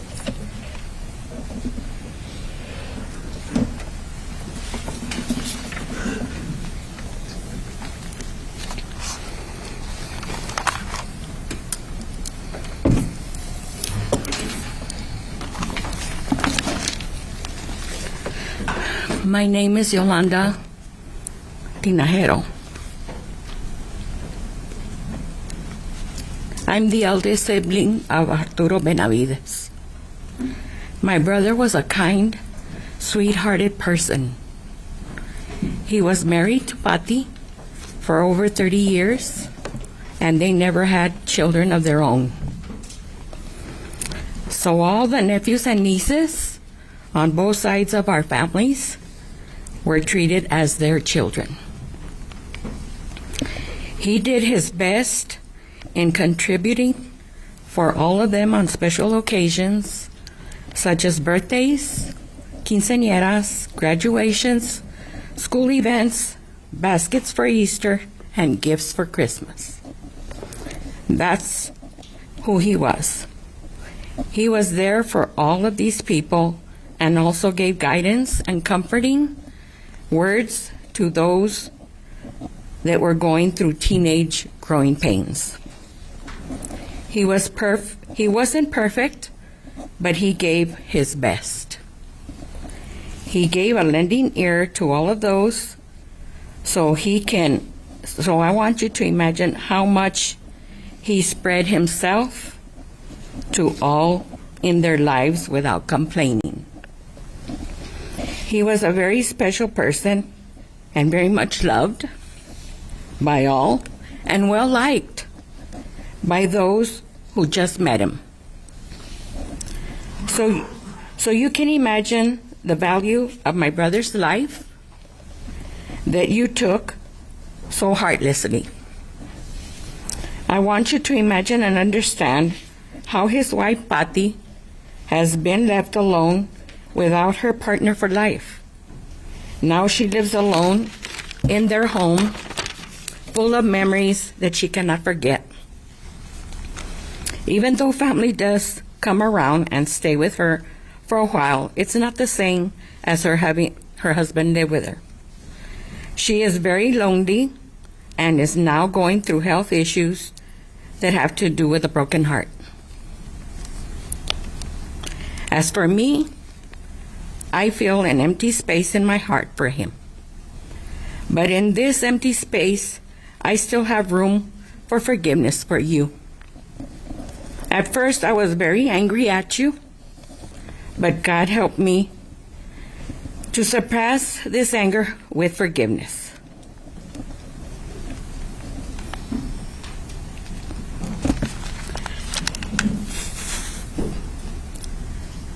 I feel in my heart to hug you very tight so you could feel my forgiveness, especially my loss. But I know it's not allowed. I want you to see and feel all of us who have been impacted by your actions that has brought us all closer with God's love, which shows you that this great city of El Paso is a very forgiving place to dwell in. If you would have come before to get to know our culture, you would have experienced what warm and good-hearted people us Hispanics are. We would have opened our doors to you to share a meal, breakfast, lunch, or dinner, Mexican style. So then your ugly thoughts of us that have been instilled in you would have turned around. Now you have the rest of your life to live in loneliness, and in that loneliness, you will feel ours. You're so young to live this way, but that's the choice you made. I hope and pray that you repent and ask the Lord for forgiveness for your soul's sake. May God have mercy on your soul when your time comes. And I truly say this from the bottom of my heart. And would it truly bring you peace and comfort and healing to hug him? Yes. Yes, you're right.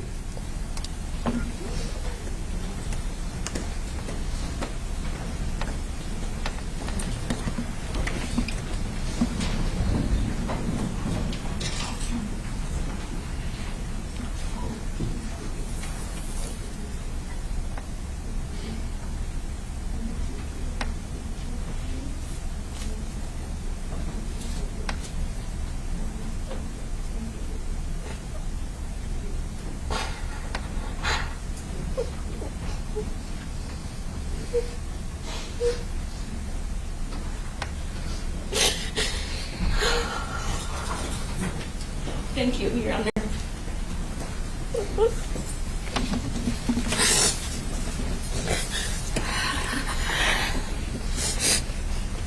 Thank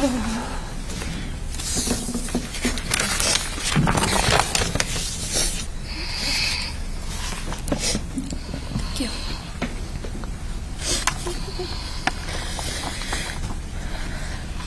My name is Melissa Tinajero.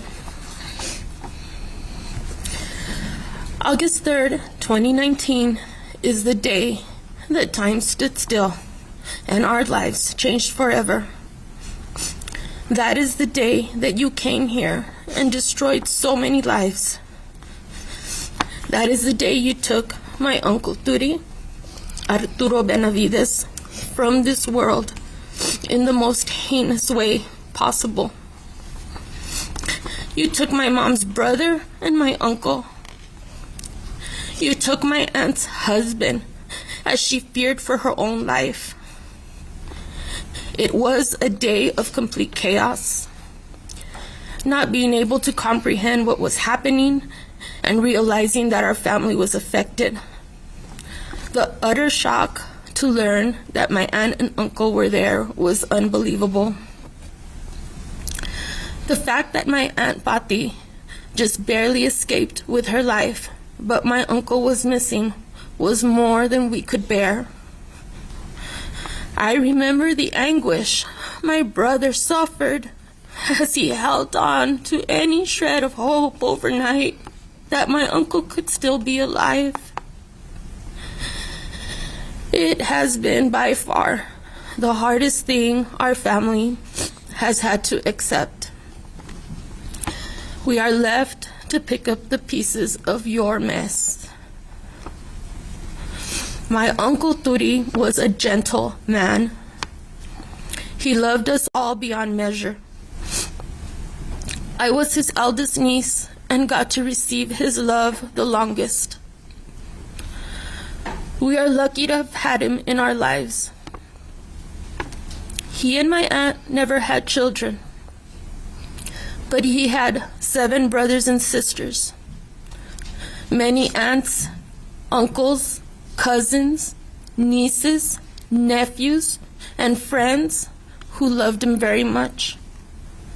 And he touched each life in his own special way. He was funny and silly. He was the best part of every family function with his funny catchphrases. He made us all laugh so much. He loved to be with family. He never missed a party. He looked forward to every holiday when we would all come together. He was also kind and generous. He was there for everyone in their time of need.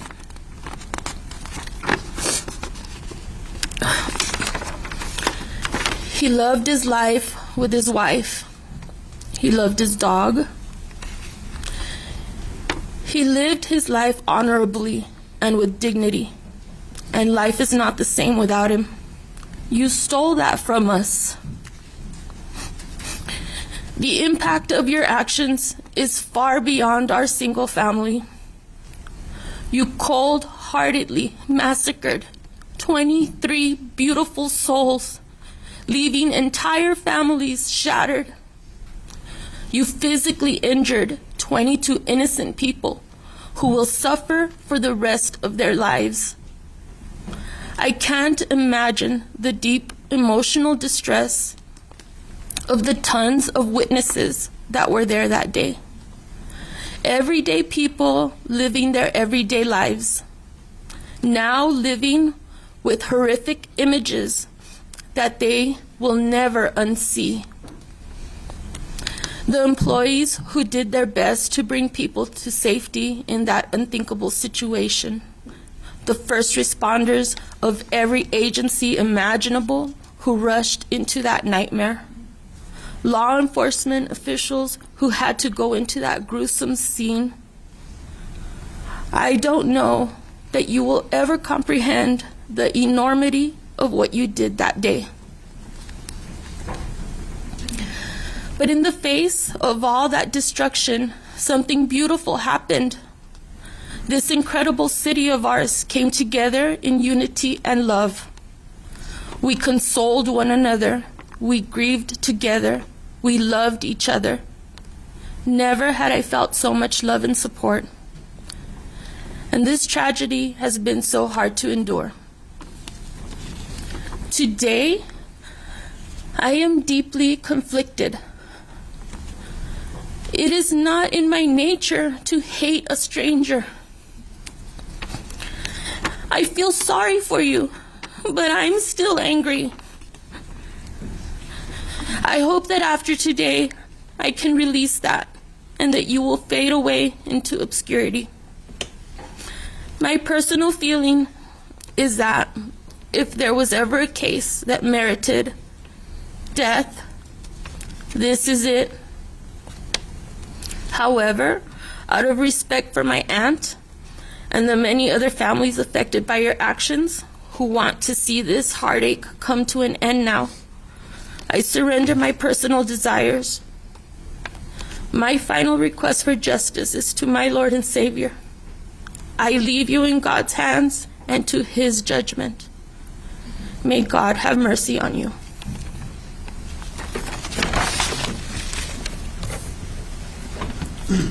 Peace be with you.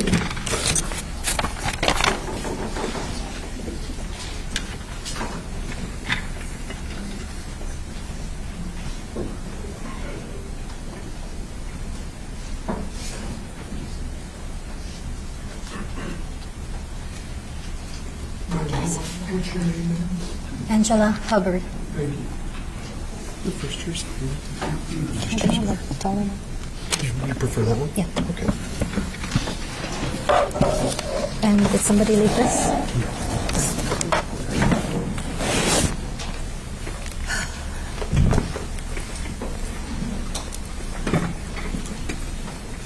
Okay.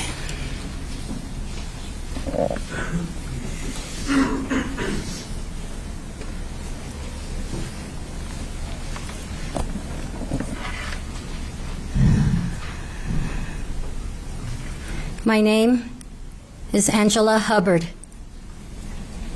I was at the Walmart shooting. First, I want to offer my sincerest condolences to the family and friends of the 23 victims who were murdered. The 22 that were injured physically, and to all those like me who were emotionally injured by Patrick Crusius. I am very sorry for all your pain and sorrow. I am not any more special than any of the victims. I don't know why God spared me August 3rd, 2019. I strive every day to do God's will.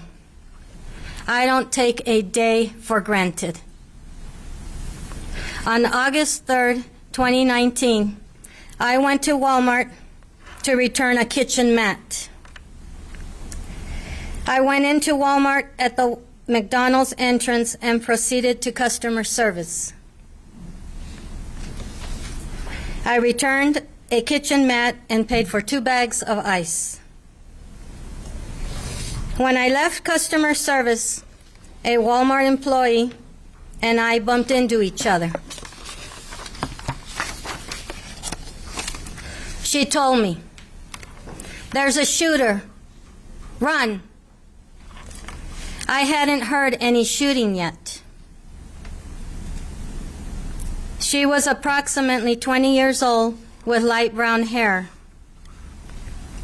I am grateful for the warning this Walmart employee gave me, because otherwise I would have gone towards the Walmart exit.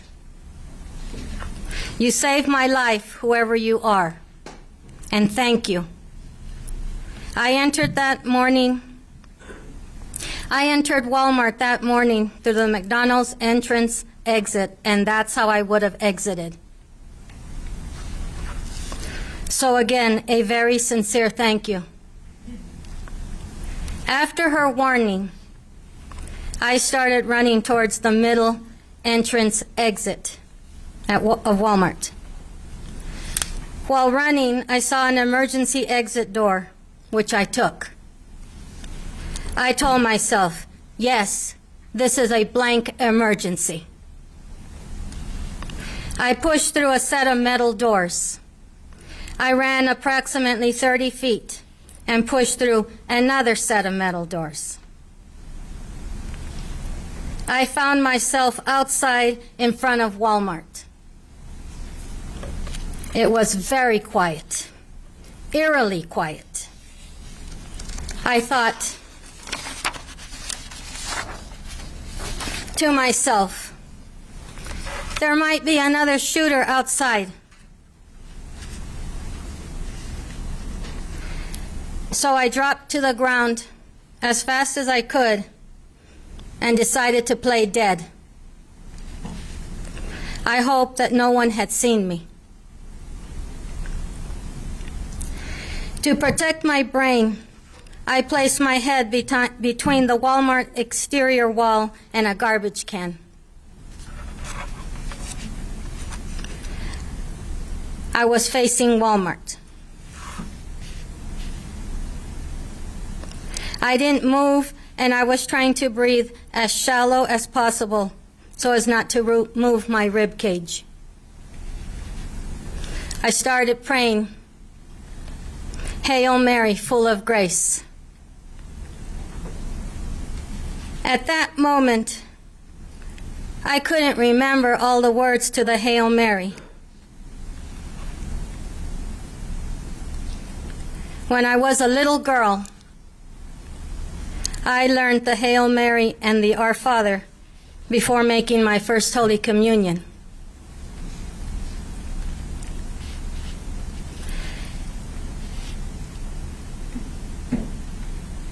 At that moment, I couldn't remember most of the words to those prayers. I could only remember Hail Mary, full of grace, so I said it over and over to myself. I laid on the pavement as still as possible, trying to appear dead. I was breathing very shallow. My face was turned towards the Walmart wall. I thought about my family and how much I love them. I wanted to call them on my phone, but I couldn't move. I was paralyzed on the ground. I prayed silently, and I thought of my parents who had died a year before the Walmart shooting. I prayed and asked them to protect me. I just kept saying to myself, Hail Mary, full of grace, over and over. Then I see Patrick Crusius coming out of the middle exit. I say to myself, oh God, I see the shooter. He's coming out of the Walmart. He was walking out of the middle entrance exit door with the AK-style rifle pointed straight up. My heart sank because I thought, that's it. My life is over. I'm going to be murdered and I can't escape. Patrick Crusius was walking with speed, confidence, and determination as he walked out of the Walmart that morning. I saw you. He didn't look scared or nervous to me.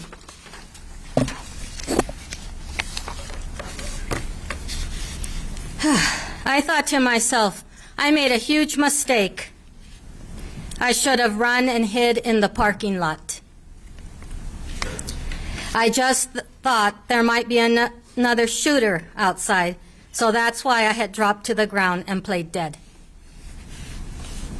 I thought, now I'm stuck in this location and I'm going to be murdered. This is where my life is going to end. That was the most horrific, disgusting feeling.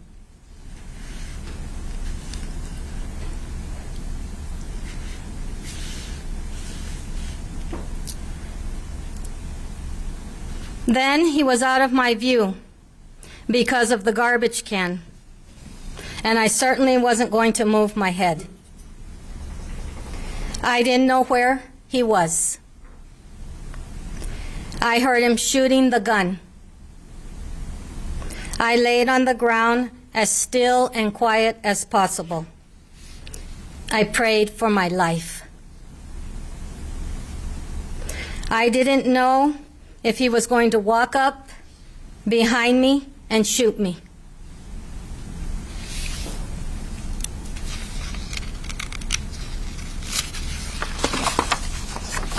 I heard approximately 4 to 6 gunshots. The sound was very loud. Then it was over. People started getting up from the pavement. Patrick Crusius, I fooled you. I tricked you. I was alive playing dead. I could have been your 24th victim. You could have shot and murdered me. There I was on the ground, playing dead and praying.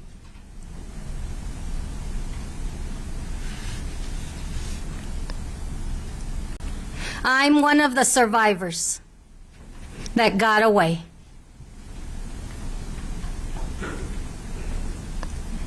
I hope the thought that I survived upsets you. I survived. I'm here. Patrick Crusius wrote in his manifesto that he was attacking Mexicans at Walmart due to their invasion of Texas. You are so wrong and so confused. The Mexicans were here first. Apparently, you failed Texas history in high school because Texas was originally part of Mexico.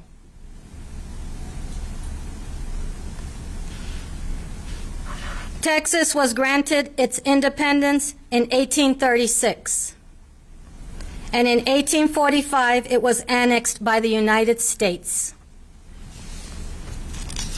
At that point,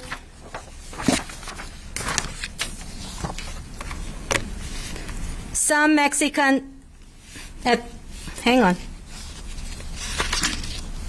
At that point, some Mexicans stayed in Texas and some returned to Mexico. I wish you had studied the facts before you started shooting Mexicans at Walmart.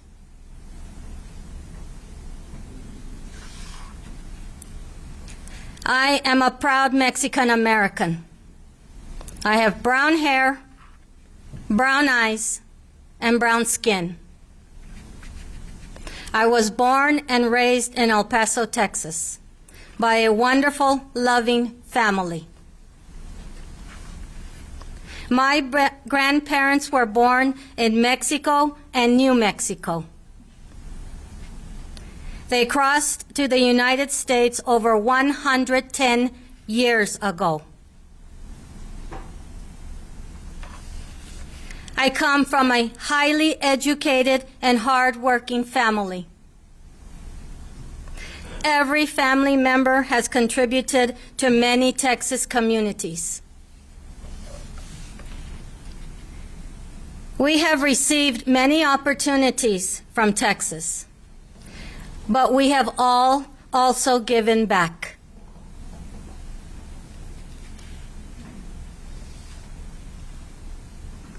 For example, my father and 2 uncles were in World War II, and a brother-in-law served in Vietnam.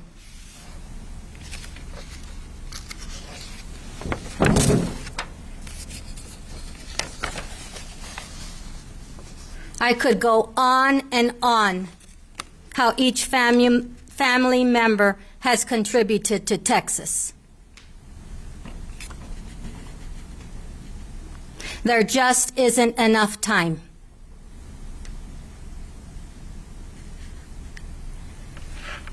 Gun violence can happen to anyone and anywhere. We are all equally at risk of gun violence.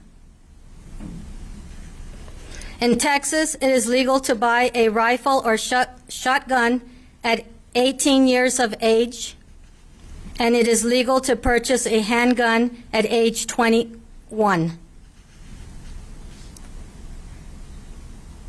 Buyers must provide valid identification such as a driver's license. Background checks are not required for private firearm sales. Background checks are required if a gun is purchased by a licensed firearm dealer. Texas does not have a red flag law, which allows temporary firearm removal from individuals who are identified as a risk to themselves or others. In the state of Texas, handguns must be carried in a holster if they are visible. Firearms are not allowed in certain areas, such as schools, polling places, and airport zones. Individuals 21 or older can carry a handgun openly or concealed without a license, provided they meet legal requirements. For example, no felony convictions. Because of the leniency of these gun laws in Texas, I believe Patrick Crusius was able to follow through with this mass shooting.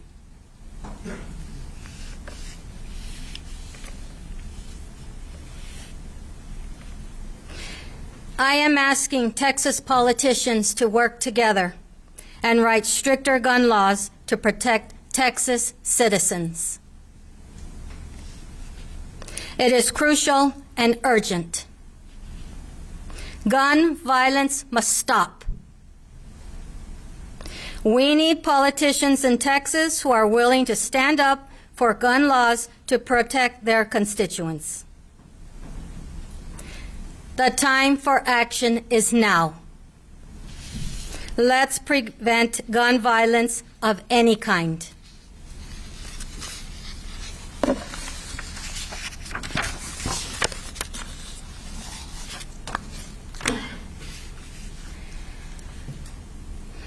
Patrick Crusius,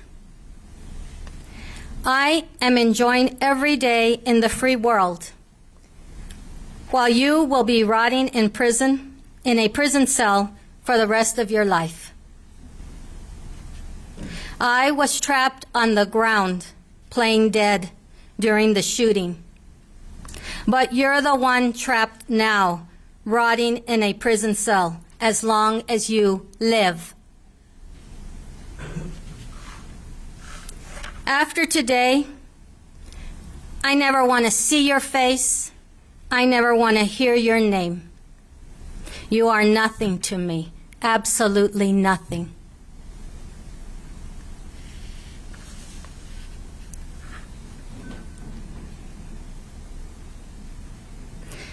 To all first responders and essential workers that responded to the Walmart mass shooting, thank you for your willingness to respond to a potentially dangerous situation and provide life-saving assistance.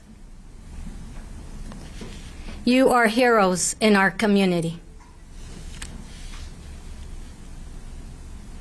Finally, I want to praise the courage of the families and friends of the 23 victims and those who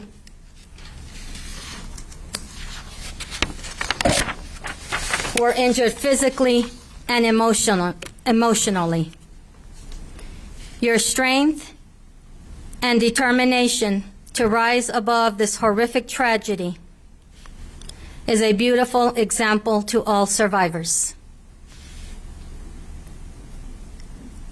I want to thank my family. I didn't write this down, but they're sitting in a back row there. I want to thank them for their love and support for almost 6 years. When this happened, I went over and over everything that had happened, and they were so patient and kind with me. They listened and listened and listened to me. And I can't thank you enough. My husband, my daughter, my son who cannot be here today, some of my brothers and sisters are here today, and their children and their spouses. And I want to thank them because I was very scared and very frightened for a very long time, and they were patient and they loved me and they listened to me. And I thank them and my husband, who is so dear to me.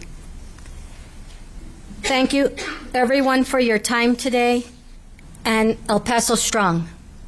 When I see those T-shirts, they make me happy. They give me strength and courage. So thank you, everyone, when you wear those T-shirts. It makes me feel good. I survived. I'm here.